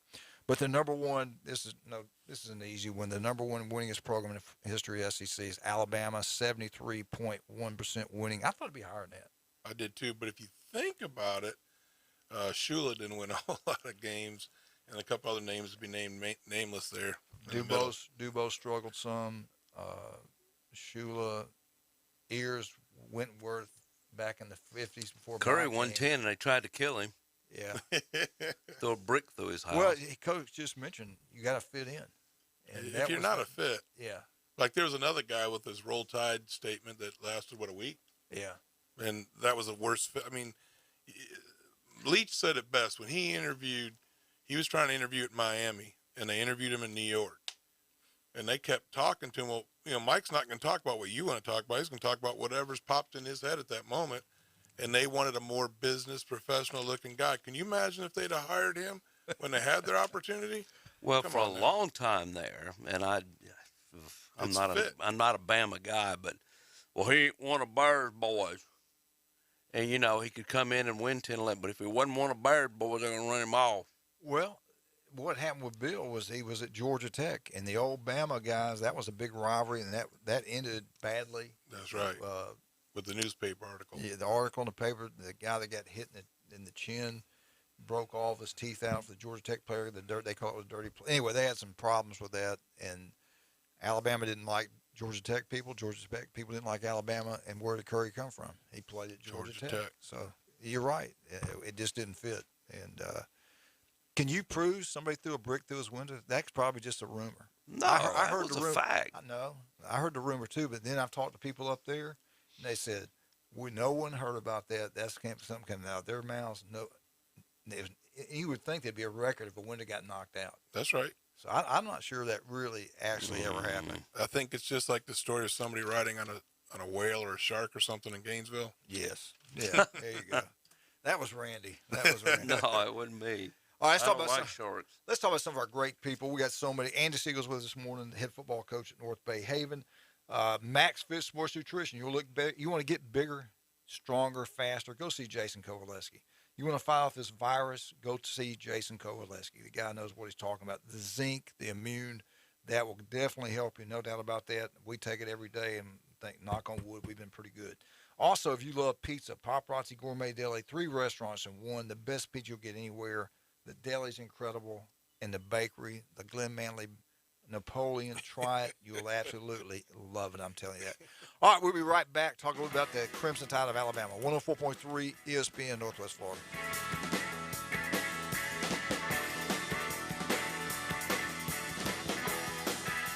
It's back. Keep listening for your chance to win $1,000 in the Grand Slam of cash. Listen for the code word weekday mornings at 8:45 during the Coach James Hale Show and at 4:45 with the Afternoon Underdogs. When you hear the code word, enter it at ESPNPC.com or on the 104.3 ESPN Northwest Florida app. There will be 2 $1,000 winners every week.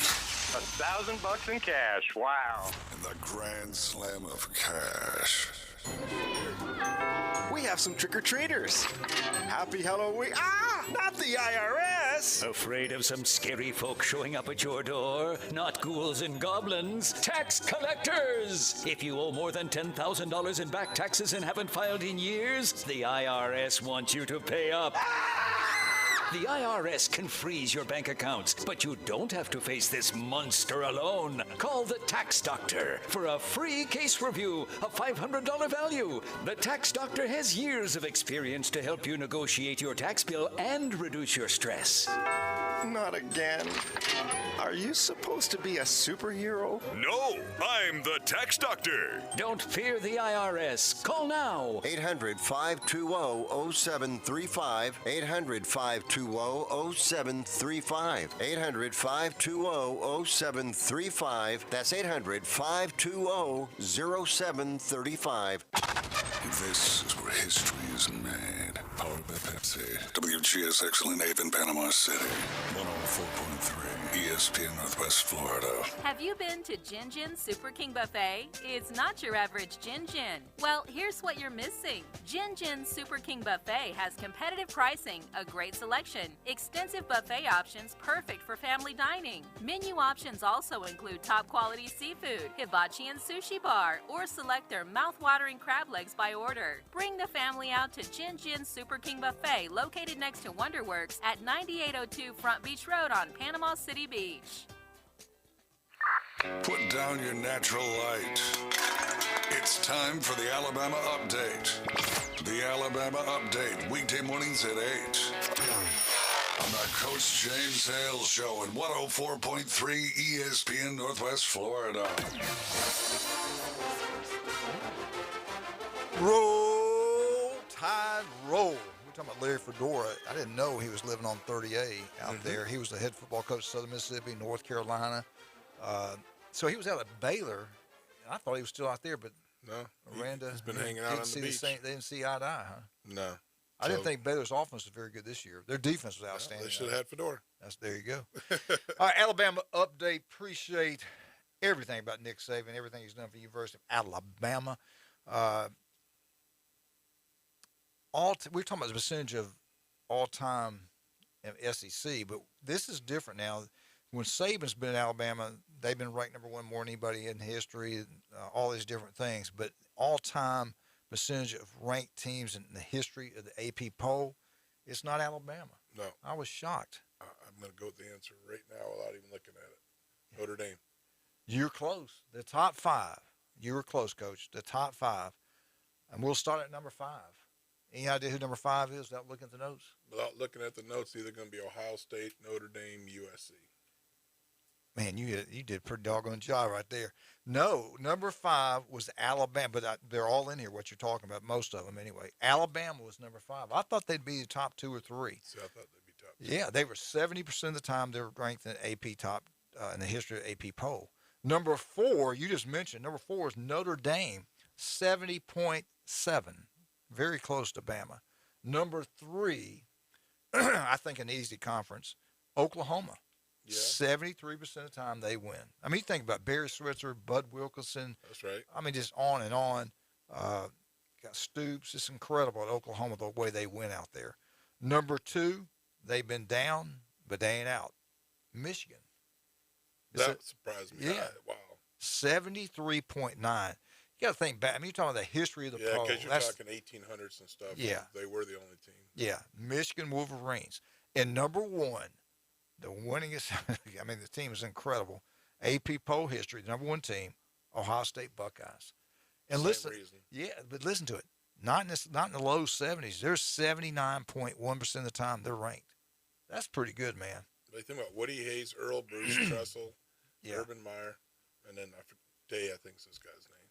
Now, I'm going to ask you this question. Do you agree with these or not? I'm going to go down the list. This is the NFL college football comparison. The Patriots, you think about the Patriots, you think about champions.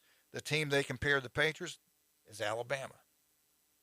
You got the Patriots in the NFL, you got Alabama in college. I agree with that. Recently, yeah. Okay. Browns. The Browns comparison is to Iowa State. I don't get that one. No, I don't get that at all. Browns were really good when they were tradition back in the 50s and 60s. Browns were good. I don't remember Iowa State ever being a great program. Never. But that's what they have. This is some NFL guy did this. The Browns and Iowa State. The Jets. I do agree with this one. The Jets and Kansas.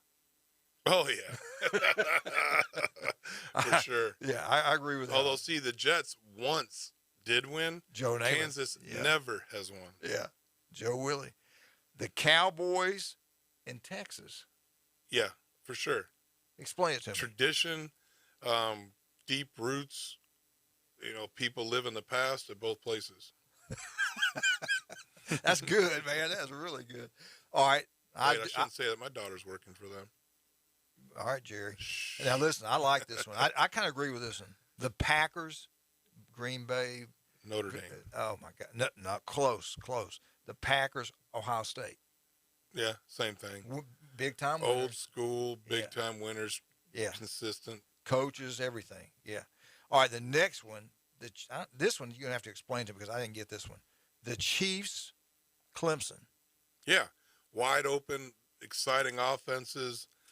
New age, I definitely see it. Of course, they forget that the Chiefs were actually good under Hank Stram. Yeah, but it was new age back then too. Hank Stram with his suit on, and he was out throwing the ball around with Len Dawson.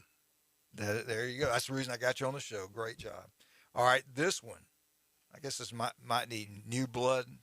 The Buccaneers and the Georgia Bulldogs. I don't get that. I mean, maybe because they just both won a championship. Tampa Bay last year, Georgia this year. Yeah. What do you think? That one's weird because Georgia's more of a traditional power and Tampa's not. Now this one, all right, the next one kind of throws me. The Lions and Nebraska. No way. Nebraska used to be a Nebraska powerhouse. was a powerhouse. They were in the 70s. They were as good as anybody. 70s and 80s, Nebraska could line up and beat anybody, any day, anywhere. So I don't get the Lions. No, I don't remember Lions ever being good. They won a championship in 1950 something, or 59 or 60. Alex Karras was at defensive line, and they had a drunk guy from Texas at quarterback. I can't remember his name. Yeah, it'll come to me in a second though. Bobby Lane. Good job. All right, Alabama basketball, huge game tomorrow night. They go on the road to Auburn. Andy Bertram will be calling the game. I listened to him in the Oklahoma game. I listened to that, and he did a great job. But Jamie, my daughter's covering the game, and she always gets up with him before the game, and they talk to each other. So she'll be at Auburn covering that game. Alabama-Auburn, Iron Bowl 2. Auburn won the one in Tuscaloosa. I think Bama's going to have a hard time beating Auburn at Auburn. Auburn's incredible. We know, Coach, they just had the Big 12 versus the SEC challenge. SEC wins it in 2022. There were 10 games played. SEC won 6. The team that let me down was LSU. I thought LSU would win that basketball game, but they didn't. TCU 77. 19th ranked LSU 68. Ooh. Now 23rd Iowa State 67, Missouri 50. I thought Missouri's going to bring basketball. I thought they'd be a lot better in basketball. Yeah, I thought they were bringing basketball to the table, and they didn't. Yeah, I got to give them credit. They've made the SEC championship game in football, I think, 3 times. So you got to give some love there. They did pretty good there. But I thought basketball they'd do it. But this was the big one. In my opinion, this was the big one. No, I hold the big one to last. Auburn, the number 1 team in the country, 86. Oklahoma 68. Arkansas 77. West Virginia 68. Ole Miss 67. Kansas State 56. And Florida State, man, Florida Gators, they came back and won that game. Great job by the Gators. Florida 81, Oklahoma State 72. Then you had Texas Tech, number 13 team in the country, 76. Mississippi State 50. And I take this team. Watch out for Kentucky. I know Auburn beat them pretty good, but I'm telling you, I think Kentucky's going to do something this year. Number 12, Kentucky 80. Number 5, Kansas 60. Yeah, I was watching that game. It was after the wrestling tournament Saturday, and we were at a restaurant in Wakulla, and so I just was watching that game, and the look on the Kansas coach's face, I literally wanted to dial 911. His face was so red the whole game, looked like he was having a stroke, a heart attack, and he just was mad the whole game, and they were getting dominated up and down the court. I mean, they just got out physical, outplayed, out everything. And that was at Kansas. It's hard to win at Kansas. That's the other thing. I was listening to that Rock, Chalk, Jayhawk, and I heard it about once because they were getting killed the rest of the game. With the final score, I had the wrong score. Kentucky 80, Kansas 62. And then you had Texas. They got a big win. They beat Tennessee 52-51. And Barnes used to be the coach at Texas, so that was kind of a homecoming deal. Yeah, and Tennessee was ranked 18th. But of all of them, the biggest win, I think, was Alabama. They were at home, but Baylor was ranked 4th in the country. I watched this ball game. Alabama 87, Baylor 78. Man, Bama looked good in that game. Yeah. Quick, they looked physical. They played great defense. That game, they looked like they could play with anybody in the country. You know, I remember the commissioner 4 or 5 years ago talking about we got to do a better job in our basketball programs. We've dominated in football. And they went out and they hired all these guys, and it looks like it's paying off because I really think the SEC basketball is really good this year. I mean, I can count at least 3 or 4 Hall of Famers that are coaching in the SEC basketball. You know, Tennessee's got one, Auburn's got one, obviously Kentucky. Yeah, and I do think Alabama's going to do well. I'm hoping in the tournament. I think Kentucky's definitely going to do well. Auburn could win it all. I think Kentucky might get hot and win it all. And you never know with LSU and Tennessee, but the SEC basketball is pretty good. Alabama's overall record is 14-7. They're 4-4 in the SEC. They're 10-1 at home, play really well at home.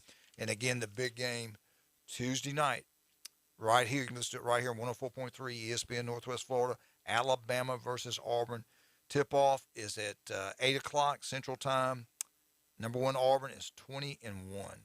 Again, Auburn. I'll talk about this in just a second some more. But Auburn did beat Bama at Bama, so Alabama maybe they can step into Auburn and get an upset win. Now, after this, it doesn't get any easier for Alabama. They got Kentucky next. Oh. Saturday, 7 o'clock Central Time, Alabama at Kentucky. They're at Auburn. They're at Kentucky. Good luck with that. You'll know who you are. Yeah. Anyway, I hope they can get it done. I'm kind of worried about these 2 games if you're an Alabama basketball fan.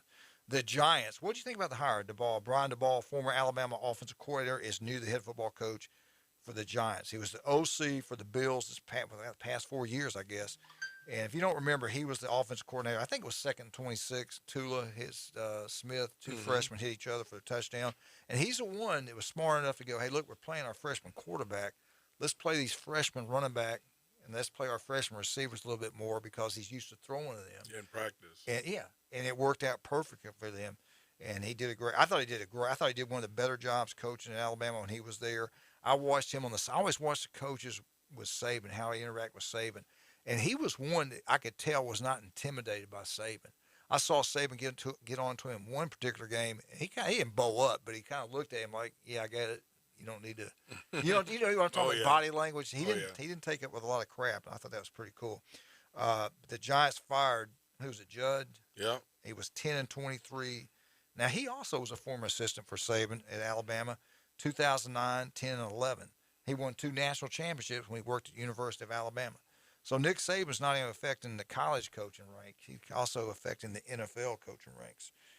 And that's about all I got for today. Well, one negative thing about the Alabama Crimson Tide is that DePriest, remember him, Trey DePriest, Alabama's I think he played that linebacker for Bama 2011 through 14. A really good football player. 3 charges related to a November 11th armed robbery. Yeah, I don't like this. Charged with felony assault with a deadly weapon, armed robbery. So that's not good. I think he's going to be in a little bit of trouble there, right there. All right, Alabama update. We appreciate all of our great sponsors. Let's talk about J. Michael's Restaurant. The coldest beer, best seafood. Coach, you been out there lately?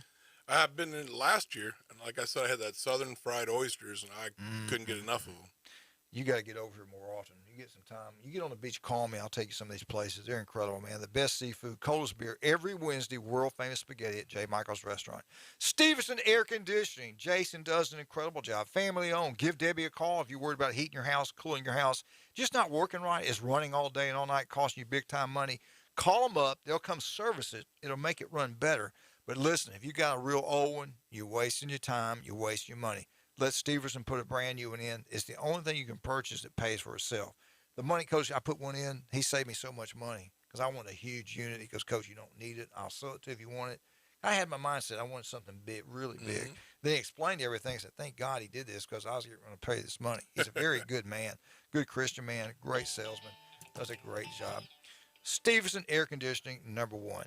Also, Buffalo Rock. We talked about it a minute ago. All the great things they've done for Bay County. Buffalo Rock, #1. Not even close. We'll be right back. 104.3 ESPN Northwest Florida.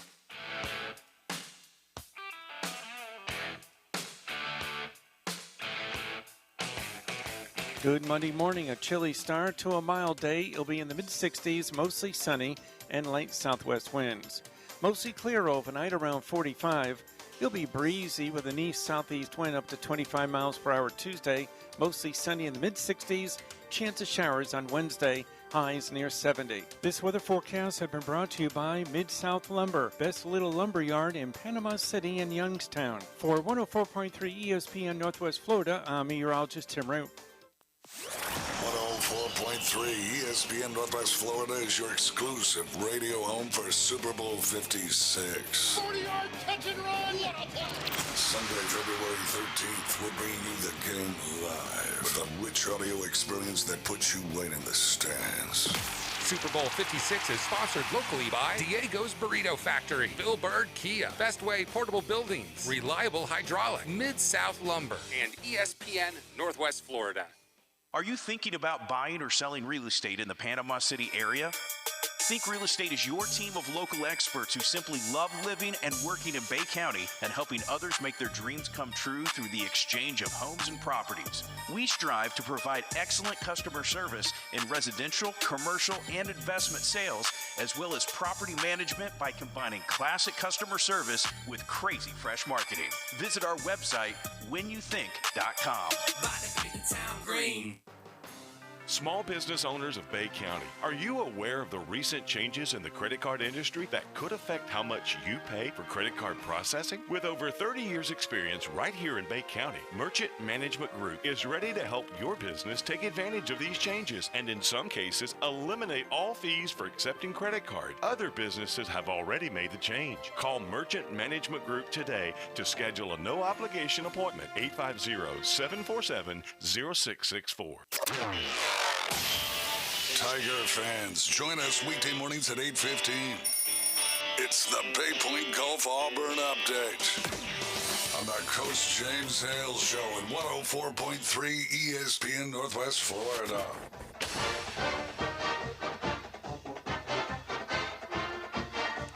War Eagle. Hey, Auburn Updates brought to you by Bay Point Golf. Great job, Ramo, who does in there at Bay Point Golf. Incredible place. Not only is it a great place to go play golf or things like that, and they've got a sports bar. It's going to turn into a really nice place to go eat. Food's incredible. You can sit outside now. The TV's everywhere. We got to take Coach. Do you play golf? Never. Well, you and I can. You and I have a great time because I don't either. We Coach Manley keeps threatening to take me in my. We go down to drive around golf carts and eat. I'm great at that. Yeah, I'm really good at that too. All right, Alabama, Auburn tonight, tomorrow night. I'll get it right here in a minute. Tomorrow night, 8 o'clock. The Iron Bowl 2. Auburn dominated the first one. I think they're going to get a great job doing this one right here. Before we get into more Auburn basketball, let's get into Auburn football. Auburn's former offensive coordinator, Mike Bobo. I love Mike Bobo. He's a good man. He just got a new job. He was going to rejoin Kirby Smart and the Georgia Bulldogs. He's headed back to Auburn, he's headed back to Georgia where he played football, where he coached at before, and him and Kirby are really close friends. Right. I mean, really close.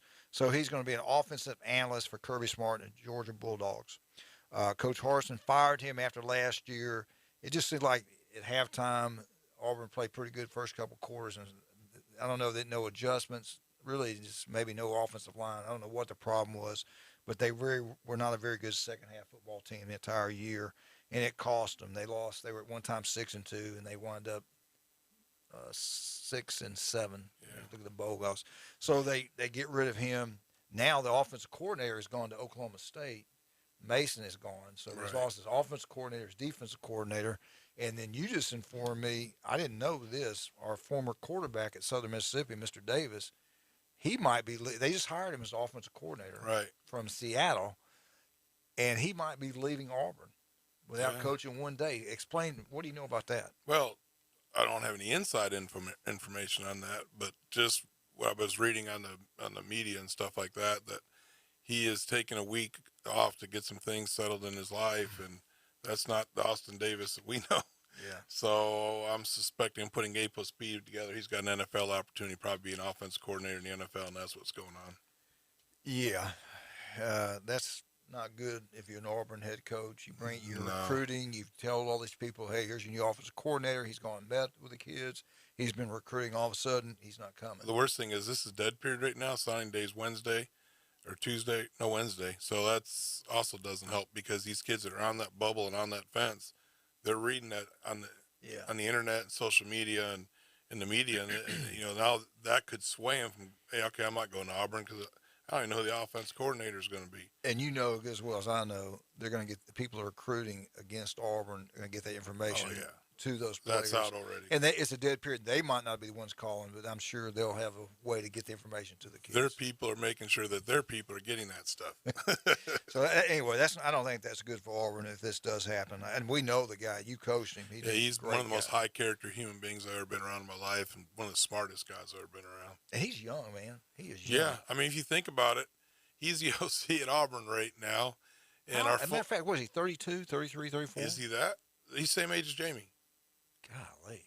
Because they're all the same age. That's right. And the head coach over at South Alabama, I forgot his name.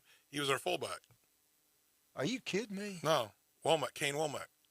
Unbelievable. Remember Kane? Yeah. I can't believe how young these guys are getting these jobs. It's insane. And then there's a couple guys on our team. They're all just got position coaching jobs now because they're posting me and telling me, and I'm just sitting there going, wow. Yeah, you know what? That's pretty good for Larry Fedora. All of his guys. His coaching tree. Yeah, that's pretty cool. And Larry was a great football coach. I think he'll be a head coach in college again. Well, he's head coach of the New Orleans Breakers right now in the USFL. Yeah, no doubt.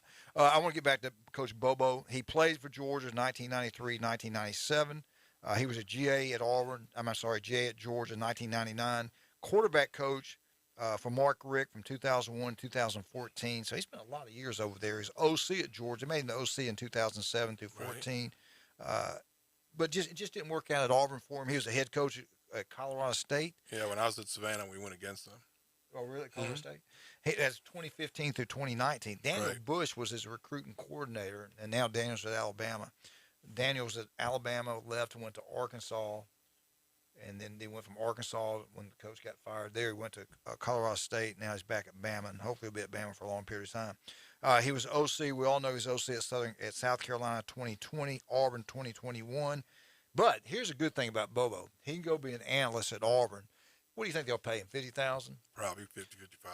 And don't feel bad about that because Auburn owes him $2.6 million. And, Coach, I think it's great. All these coordinators now can demand a 3-year deal. Remember the old days, you get a 1-year contract, that was it. Now they give you a 3-year deal. If you're a pretty good coach, you can demand it and get it. And he had a $1.3 million for 3 years. They fired him after 1 year, so they owe him 2 more years. So Kirby can save some money by paying him $50,000 to come work for him at Georgia. Auburn basketball. Did you ever think in your lifetime that you would see Auburn ranked #1 in the country in basketball? I mean, Auburn's a football school. They are. They're known for football. Football crazy. I mean, they're rabid about football over there. But basketball, they spent the money on the arena.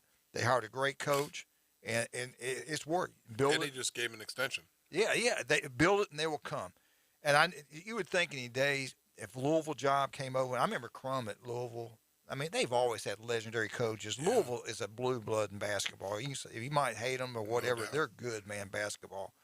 And for him to not even, he's going to stay at Auburn. And I got the deal. What's going on with that? Now, this is the latest. This is Friday. They sit down, talk to him. They knew Louisville would come after him. Some other jobs or big jobs are going to be open, and they don't want him leaving Auburn. His new deal is going to run through 2030.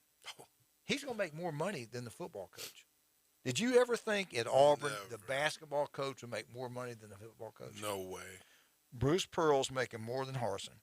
All right, the salary's going to start now with this new deal. He's going to bump up him to $5.4 million this year. Okay? It will increase $250,000 every year.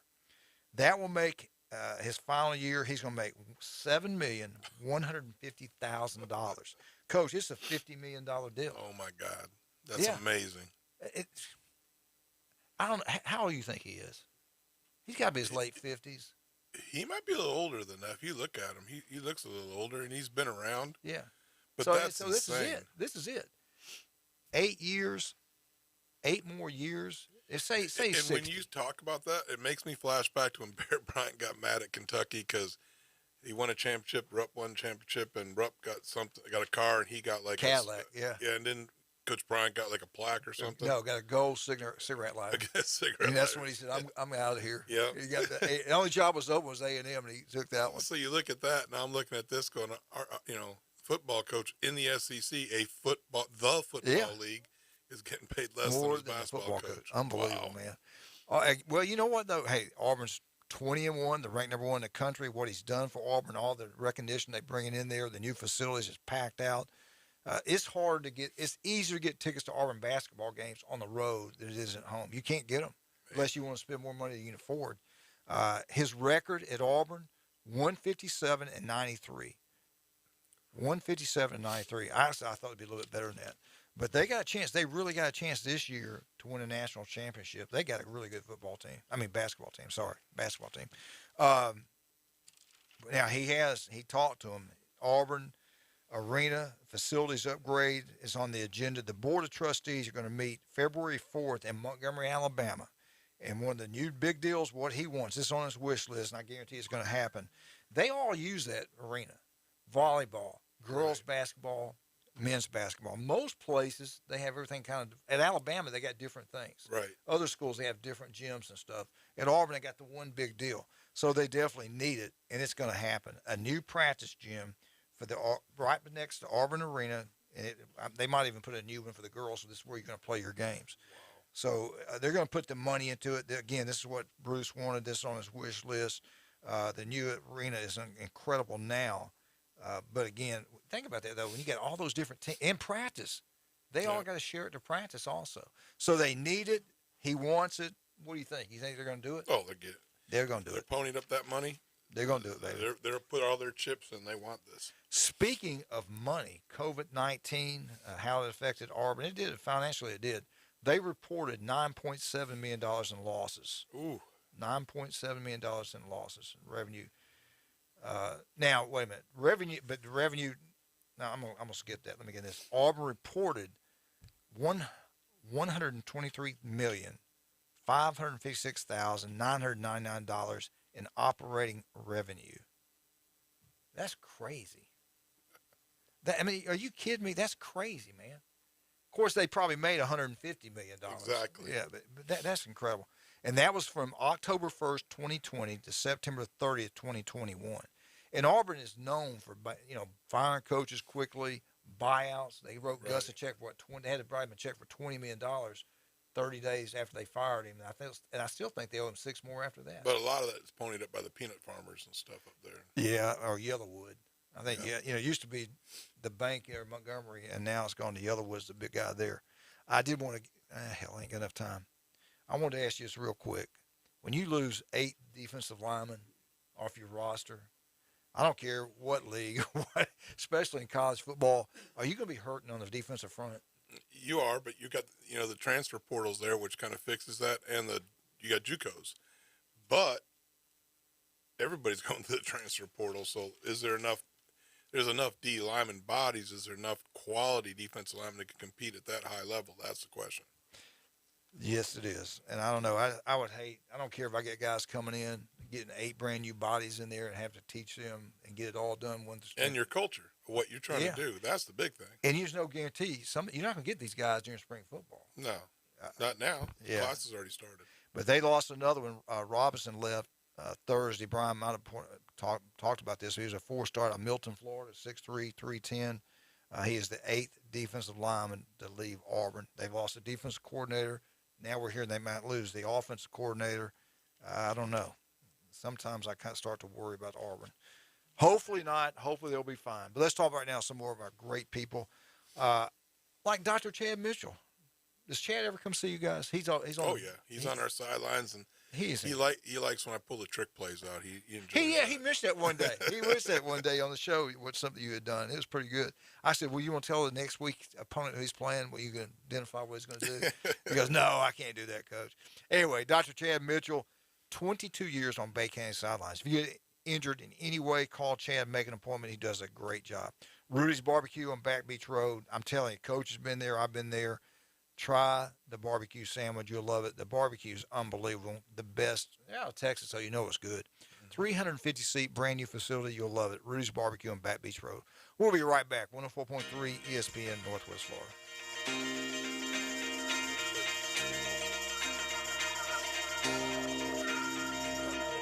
104.3 ESPN Northwest Florida. Colin Cowherd. I kind of feel like Andy Reid, Sean Payton, the really smart guys, they read the book. But Mike McCarthy was talking about that quarterback draw. Remember when he said this? The center can spot the ball. Sean Payton, here's what he says. Ball has to go to the umpires, and let's go. Who do you believe? Jerry Jones doubled down today. We're keeping Mike McCarthy. All right. This is The Herd. And the story out today. Weekdays 11 to 2, ESPN, Northwest Florida. Discover Kia in 2022 at Bill Bird Kia, your local community dealer. Let your New Year adventures begin in a new Kia. Stop by and test drive any of our all-wheel drive Kias and gear up for winter. Now offering 1.9% APR for up to 60 months on a new 2022 Kia K5, Seltos, Sorrentos, or Telluride. Bill Bird Kia is not only the home of the 20-year, 200,000-mile warranty, they're the home of the best customer experience anywhere. Stop by and see us at 2435 East 15th Street or anytime at BillBirdKia.com.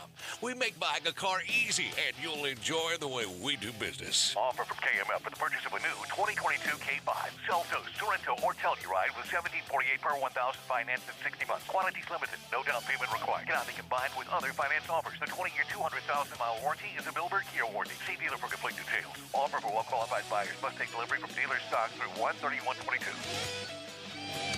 When it comes to understanding your needs, you want someone who will listen with understanding and care. The expertise you're looking for starts with your local agent, Johnny Ellis, appointed by Progressive Insurance. As members of the community, we live and work right next door. It's that personal touch that stays with you and your budget. Great coverage is at your service. Call 850-763-1627 or visit ellisagency.net today. Progressive Casualty Insurance Company and Affiliates. The #1 SEC call-in show is now twice as big. It's double the Paul Feinbaum Show. Weeknights starting at 6. Okay, but also go faster. Now back to the Coach James Hale Show inside the J. Michaels Studio. 104.3 ESPN Northwest Florida. And welcome back to 104.3 ESPN Northwest Florida. Coach Andy Siegel's with us this morning, the head football coach at North Bay Haven. Coach, let's talk about the NFL. I would not watch them when they would kneel. They got away from that, so I started watching again, and especially now that college football is over. I miss it so much. I'm watching football all I can. Watch all these playoff games. I thought the NFL, man, it's been crazy. 40-something million watched a game last week with Kansas City and Buffalo Bills. Unbelievable football games. And this week, both games are incredible. Oh, yeah. Cincinnati. Let's talk about Cincinnati. AFC. Cincinnati wins it. They go into overtime, 24-24. Cincinnati, Kansas City. The Chiefs throw an interception in overtime. The Bills march down the field, kick the field goal. They win 27-24. Talk about their quarterbacks. Both those quarterbacks are unbelievable. Kansas City guy ran around, threw a touchdown pass. That, oh my God! But then at the end of the game, he did the same thing, and they sack him. He fumbles the ball. So, but the guy's an incredible football player. The Bills quarterback Joe Burrows, he wins the national championship for LSU. What if he wins it this year? What's his second year in the NFL? And his first full season because he got hurt last year. Only played, I think. Is like he the new 5-6 Brady? games. Is this? We see young Brady coming up right now? Different though. I mean, Brady was going to drop back and just dissect. I don't know that Burrow's doing a whole lot of dissecting. Like I watched him last night. If you go ahead and just actually watch, it looks like he's looking for who, my guy can beat your guy, and that's what I'm going with. I don't think he was doing a whole lot of second, third level reads. I think he was going with that first level, especially on the slant. You know, he's comfortable with that guy. That was his wide out at LSU. Right. So he knows they've thrown balls to each other a million times. He knows right where Burrow's going to put it, and he knows right where he wants it, and he's putting it right there. And a lot of times he was scrambling just to give him room because on those double moves, if you can scramble and get out of the pocket, you're going to get open. They were man free at that point, and free safety was playing the other side of the field, and it was interesting. I enjoyed it. Let me ask you this: in a playoff game, right here to see who's going to go to the Super Bowl. Have you ever seen a team down 18 points and come back and win? I don't know if that's ever happened before. But also, all these defenses are afraid now. They're not. You've been heating them up all game. Why are you stopping? Yeah, explain that to me. You know, and I'm when they about get down to the sound goal like line, Rex Ryan, but no, I'm glad you said that. And I see them in the NFL too. They get down there and all of a sudden they quit running the ball. Yeah, I don't understand. Bobby Bowden said, "Do what you did to get there when you get there." Yeah, and I've always tried to remember that because I made some bonehead when I was at the University of Nebraska at Kearney. I remember one time we threw it all over the place. I got down to the goal line and I tried to pound it in and ended up having to throw it on fourth down. And I remember the words in my head going, "Do what you got to get here." So I've always tried to make it a habit. Mm-hmm. And I'm watching these NFL guys, they're pounding the ball to get down there, and all of a sudden now they want to throw it. And in fact, one of those interceptions yesterday, I called it before it happened. I said, this bonehead's going to throw a football and get picked off, and then he did it, and everybody looked at me in the house. I said, I told you I was a genius. I've always said that about you. But I tell you what, though, I did enjoy watching that football. That was a heck of a ball game. And that's one of the few stadiums that reminds me of an SEC stadium. They're going crazy. That was loud. And, they tailgate over in Kansas City for hours upon hours before the game. Because when I coached at Dodge City, I'd drive by the Chiefs thing going to Missouri to recruit. Yeah. Oh, I'd look at that thing. Go, man! Did you ever go to a game there? I've never been. Austin's been there 3 times, but I've never been there. Yeah. But I want to because first of all, can you imagine that barbecue out in the parking lot? Woo! Little barbecue, a couple Budweisers, and get after it. So, well, anyway, the greatest thing about this game, and really, I didn't really care too much which one of these teams won, but I do like the fact that we got 2 quarterbacks from the SEC. That is awesome. In the Super Bowl. I think that's pretty cool. And I'm glad Stafford got there because with Detroit, he just didn't have a lot of stuff around him, and so he never got to really see how good is he. Well, obviously he's pretty good because he's got some players around him now, and he's doing well. I remember watching him play in Tuscaloosa. I want to say it was 2007. Maybe it wasn't him. Was he there in 2007? How many years did he play in the NFL now? He's been playing a while. I'm trying to do the math in my head. He probably was at Georgia 07. Because I remember, I'm pretty sure it was him. We were at the game. It was Saban's first year, and Georgia beats Alabama, and he was the reason. It might have been an overtime game or whatever, but I just remember him. He threw a pass. I'm like, oh, my God, the guy had a cannon, and this was in college. But I was really impressed with him. I watched Brady's last game. I was at his last game in college football. Now, this wasn't Stafford's last game. This was in the middle of the season. They played in Tuscaloosa. Georgia beat Alabama. But I was at the Orange Bowl. Alabama, Sean Alexander was the running back. Brady was the quarterback. And I didn't know much about him, but I watched him play. I said, we can't stop him. The guy would sit in the pocket. It was so cool. Get the ball, the open guys, but right down the field. And it went to overtime, and then Alabama missed the extra point, and they lost to Michigan. Our tickets were right behind the Michigan band. Wow. Had Alabama stuff on, and they treated us great. The Michigan people were really good, but he was incredible. But the Rams 20, the 49ers 17. To me, the second half, 49ers just couldn't pass protect. No, it broke down on them bad, and I'll tell you what, I thought Stafford really started mixing around between OBJ and then is that guy named Cobb? Yeah. I thought he did a good job mixing between the two of them, throwing the ball around. All right, let's take this phone call. Good morning. Good morning. I've got a quick comment about the comparison between Brady and Burrow. And the big similarity I see, obviously, Burrow's a lot more athletic, but Brady could move around the pocket. He just was smart about it. But the real thing to me is they're both never lose their cool. Yeah. Burrow, last week when he got sacked 9 times and still won the game, that's, he's standing. Most quarterbacks getting beat up like that, they get happy feet. They're running for their lives. That was incredible to me. And the other thing is their accuracy. Burrow, even when I watched him at LSU that last year, the thing that just set him apart was his ball was always right there where the receivers, the running back, could catch it in stride and get lots and lots of extra yards. And I think he's just going to get better and better and better. Now, he's going to get killed with LA's defensive line. They've got Aaron Donald and I forget the player they got from Denver, but he's going to get killed back there. And can Stafford keep from making a couple dumb plays or the whole team? LA's got so much firepower with Cooper Kupp and Odell Beckham, and they got Cam Akers. They're star-studded.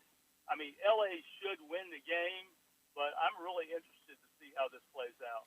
And they got a home game too. Yeah. That's a home. Yeah. Well, I don't think a home game for LA means that much, really, because that game yesterday, San Francisco had probably as many people there as they did. Yeah, that's right. He's right about that. It seemed like that. And I heard an analysis by somebody in the last few days that said that LA they didn't have a team for 21 years, and a lot of the fans that grew up went to other teams, so they don't have that base there. And in LA, there's so much to do. They don't. There's baseball, basketball, 2 basketball teams, the beach, weather. So it's a lot like Miami to me in that they'll come out, but it's a very corporate place. I think it's. They'll have more fans than Cleveland. Although the Super Bowl is always a corporate thing anyway, where it's all full of people that spent the big bucks to be in the tent or whatever it is they're doing. So I don't see the home field being that big of a deal in L.A. compared to like Tampa Bay last year was probably a bigger deal. Right. So you said something that was pretty sharp. I watched the 49ers quarterback. He was shaking, man, by that rush. And like you said about Joe Burrows, it seemed like it didn't bother him, but you could tell the 49ers quarterback didn't feel comfortable at all. He got right a little bit, especially when he would step up and it'd come back around the backside of him and get him. That got him. But I don't. Burrow, he is. I don't see him getting rattled, but he might get killed and knocked out of the game. He hasn't faced a rush like this, and his offensive line is terrible and beat up. So that's going to be where that game is won or lost. All right. Do you think it's going to be a great game, or do you think it's going to be a blowout? It's got the potential to be a blowout for L.A. Otherwise, it's going to be I thought that Kansas City, they were up, 21-3? Yeah, 18 points, but in the first few minutes. And I was like, this is the end of the road this time for Cleveland, and then all of a sudden, I had it on without any sound, reading and whatever. I looked up and it was like they were about to tie it up. So Well, that's like the Rams were down in the fourth quarter. They were down about 10, right? And they rolled back. Yeah, Yeah, but I mean that game, the Bucks and the Rams, that swung so many times. But I just didn't see them coming back against. Kansas City just went into snooze mode after they were just lighting it up in the first part of the game. They never really scored. I don't think they scored again, or was it one field goal? Field goal, yeah. It was a great game, and I don't see that Cleveland is going to blow out LA because they don't have the way. You know, I can see things happening on defense with, the ball, Burrow gets hit, the ball pops up, somebody scores, that kind of thing. I don't see a lot of that happening the other way around. I think so. I would pick LA, but I'd like to see Cleveland win. Well, listen, we got a break coming up. Thank you so much for listening, and thank you so much for calling. I appreciate you. No problem. Have a wonderful day. Thank you, sir. All right, let's talk about some of our great people like Chuck Tucker, South Oak Title and Closing. If you're going to go, hey, you demand Chuck. Hey, it's my money. You want to do the deal? I demand Chuck Tucker, South Oak Title and Closing. They do a great job, no doubt about that. Just like Rudy's Barbecue does an incredible job. Ethan Boyd is the man. 350 seat, brand new facility. You'll love it. The food, they got a big staff too. You get served the best meal around. Go try it out. TVs everywhere, the place to be. Blue Sky Express Car Wash on Back Beach Road does a great job. Go down and see those wonderful people there. Dr. Ward, 1 in 5 develop skin cancer. 1 in 5. Hey, if it doesn't look right, feel right, making a call right now. Stop what you're doing. Call Dr. Ward. There's an office near you if you're listening here on 104.3. Max Fit Sports Nutrition. You want to look better, feel better? Jason Kovaleski. Paparazzi Gourmet Deli. The best pizza anywhere. All right, 8:45. What we got to do, Randy? We got to have the grand slam of cash word of the day, and it's possibly $1,000 to you. The word is Santa. Santa. Not Claus, just Santa. Santa. Santana. Santa. No, not Santana. You said Santana. No, Santa. Guitar. Without the claws. We'll be right back. Hey, we Good got Monday National morning. Sign A Day, chilly Wednesday, start to a mild 104.3 day. ESPN It'll be in the Northwest Florida. mid-60s, mostly sunny and light southwest winds. Mostly clear overnight around 45. It'll be breezy with an east-southeast wind up to 25 miles per hour Tuesday. Mostly sunny in the mid-60s. Chance of showers on Wednesday. Highs near 70. This weather forecast has been brought to you by All About Garage Doors, your garage door repair specialists. For 104.3 ESPN Northwest Florida, I'm meteorologist Tim Root. It's here. The 104.3 ESPN Northwest Florida app version 2.0. Now featuring ultra high fidelity. You'll feel like you're in the game. Plus, more opportunities to win weekly prizes from local businesses when you click it to win it. Download the 104.3 ESPN Northwest Florida app today at Google Play or the Apple Store. Hi, this is Matt Lewis with Reliable Hydraulic Solutions. We offer comprehensive diagnostics and repair service for all types of hydraulic units, such as hydraulic and pneumatic cylinders, hydraulic pumps, motors, and valves, as well as a broad range of hydraulic hoses and O-rings. Give us a call at Reliable Hydraulic Solutions at 850-326-3000 for any of your hydraulic needs. Or come see us on Commercial Drive off Jinx Avenue in Panama City. In 22, the thing to do is reboot the whole family at That Boot Store. With name brand Western wear for the smallest to the largest Wrangler is available at That Boot Store. Need durable name brand Carhartt work clothes at a price you can afford? Stop by That Boot Store. Next to Billboard Kia on 15th Street. Open Tuesday through Thursday 9 to 5, Friday and Saturday 9 to 5:30. Remember Joe's motto, always keep Jesus in your new year. If you got more A's on your truck than you did in high school, you might be a Bama fan. Now back to the Coach James Hale Show on 104.3 ESPN Northwest Florida.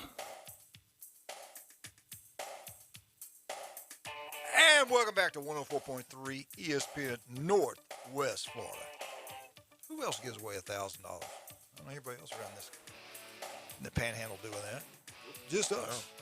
Coach Siegel's with us this morning. Coach, big day. It used to be the biggest thing in the world with National Signing Day. It was it's like take off a day, man. It was a big deal. It's not anymore the early signing period, but you guys got some good news. What's going on over there with you guys? Yeah, we're going to have 8 guys signing on signing day. We're actually going to have our ceremony a little bit afterwards just to let someone take his final visits, but we're excited. Like Cal Corbin, our safety, he's going to Marysville University in Tennessee. Trying to think. I know our other defensive backs looking at the University of Minnesota Morris. That's Aaron Kilgore. Nate Webb, our running backs, got 7, 8 offers. Ian, our center's got, I think about 5 or 6. Ian Morrell. Randall Smith's got 4 or 5 offers. Josh Stuckey's got 2 or 3 offers.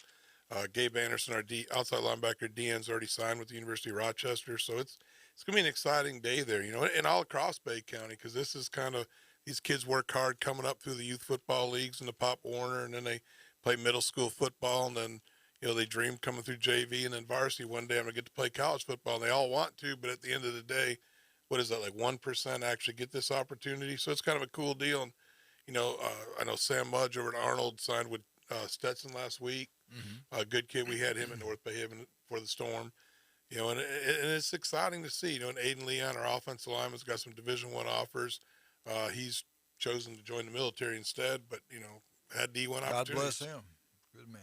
Yeah. Let me ask you this: what are you hearing the rest of the Bay County? Is this going to be a good year for us football, getting scholarship in Bay County, or is it kind of down? It's a little bit down this year. Just listening to the guys.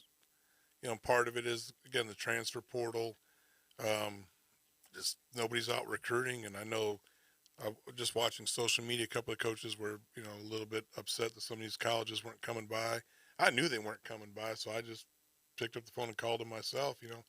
If they won't come to the mountain, bring the mountain to them, and that's what we're going to do. And that's what I love about you. Wherever you've been, you've helped your kids get to the next level, and that's what you're there for. And some places they coach, and they don't think it's a big deal. I don't think you survive now in coaching if you're not helping getting your kids go to the next level. You make them sure they're doing the job in the classroom. Right. It's what gives them the opportunity to get to the next level. And I tell our kids, you don't have to play football. Just tell me what you want to do. Caleb Billdog, our outside linebacker, number 56, who's also offensive tackle, he told me, Coach, I just want to go to college. So I gave him a list. I met with him and his parents, and I gave him a sheet, probably 3 pages deep, of scholarships he could qualify for academics and stuff like that, and made sure he's all set. That's what our job is, not to get them all into college playing football, but get them into college or the military, whatever they want to do. Let's make sure they're set.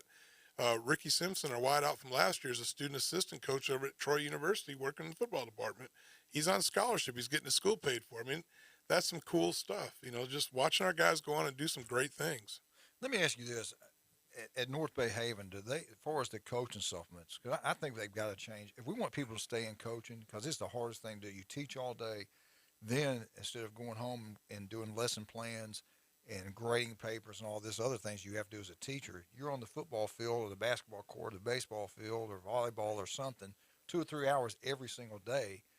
And every coach gets paid the exact same. You can be a coach for 30 years or 1 year and you get paid the same, which I think is wrong. Some counties, not many, have it broke down, but every 5 years you make a little bit more, 10 years a little bit more. How do y'all do it in North Bay Haven? Do y'all follow what Bay County's doing, or do you get it differently? Ours isn't based off seniority. It's based off just a flat rate. Okay, just like Bay County. Okay. I'd like to see that change. And till you get a union going, a union to back it, I don't think it's ever going to happen. What's interesting is there's a thing, I saw it on Twitter, of trying to raise, it started with football, but the coaching supplements in the state of Florida need to rise up, and they've got a whole little Twitter thing and an organization getting started, quote unquote, trying to unionizing. But as I pointed out to them, I said, you can do that all you want. If you're not at a unionized school, all you're doing is just spitting on the wall. I said, look here, if somebody wants to pay me to do what I love to do, I'd have done for free anyways. I don't want to tell them I'd do it for free, but yeah, I'm going to do it. I've always been that way. I've never, ever, ever, ever once taken a job and asked what it paid. Now, my wife's going to kill me the next time I ever did that. But I'm talking about when I was at Savannah State, I didn't know till the football season ended what my salary was, because the checks were going right to her. The UNK, the same thing. I mean, everywhere I ever coached at, I took the Key West job, had no idea what it paid, till all of a sudden I had to pay rent. I was like, oh. It's kind of expensive down here. No, it's not. It's not kind of expensive. It's crazy down there. Yeah. I want to go back. This national signing deal. Mhm. I think they're going to have to change things. I think they got to go back and not have early signing. You can still get the kids enrolled early at these big time programs and delay payment, whatever, till they actually sign the contract. They've done it before, so that shouldn't be a big deal. But I hate that the high school guys getting ready for the playoffs are taking visits and everything else, trying to make a decision to sign with a certain school. And I don't think it's fair to the coaches either. I wish they'd go back and do like they're doing. I think the month of December, it should be the month where you can decide if you're going to transfer out or not transfer out. And that's it. You give them a certain 2-week period to transfer or not transfer. And the NCAA doesn't do anything. They're going to ruin the sport. I 1,000,000% agree exactly what you just said. They need to have a 4-week window of this is now with an exception. Okay, my coach gets fired in January, then I can transfer. But how can you? Because classes start usually January 6th to 8th in college. Right. So that's the thing. I also agree. Get rid of the early signing day.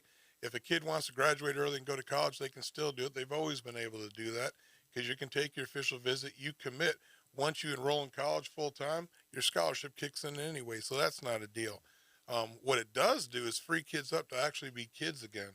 Yeah. Instead of, I can't play basketball this winter because I got to take all my visits my junior year so I can sign in my senior year early period. That's insane. Let these kids play whatever they want to do. Let them be kids. Go back to that. The other thing is let the college coaches breathe. You're killing those guys because now they're having to hammer it down early.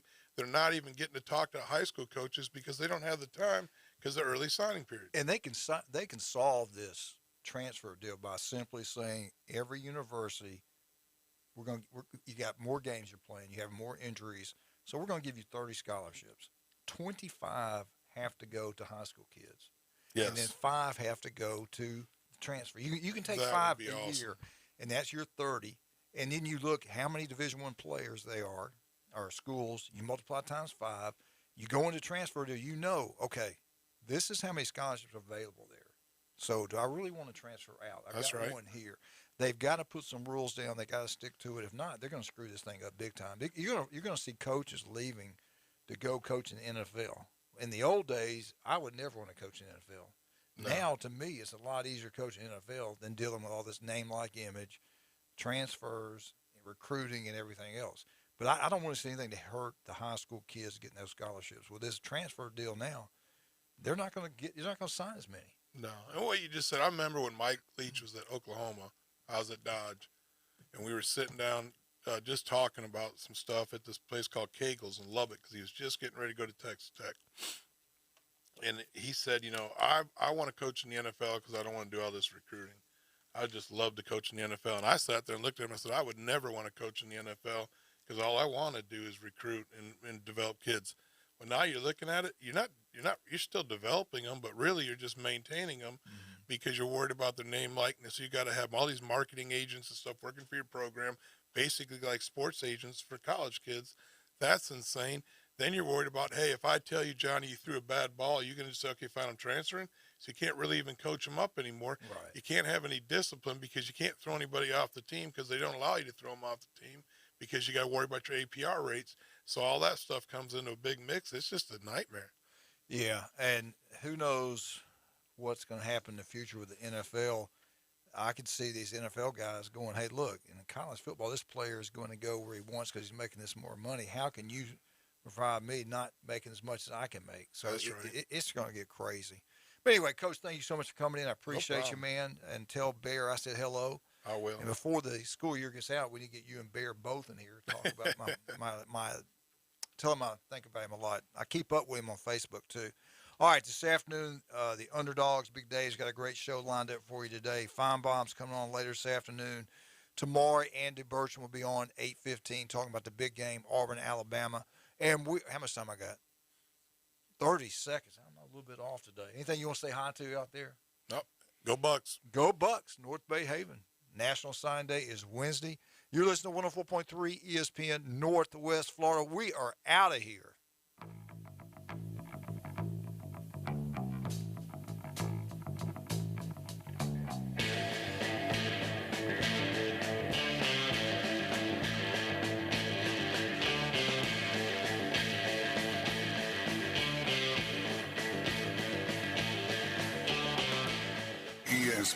Northwest Florida. Auburn basketball returns to the Auburn Sports Network. Hots a three. Makes the three. 18-footer. Good. Cambridge to the hole. Dunked it.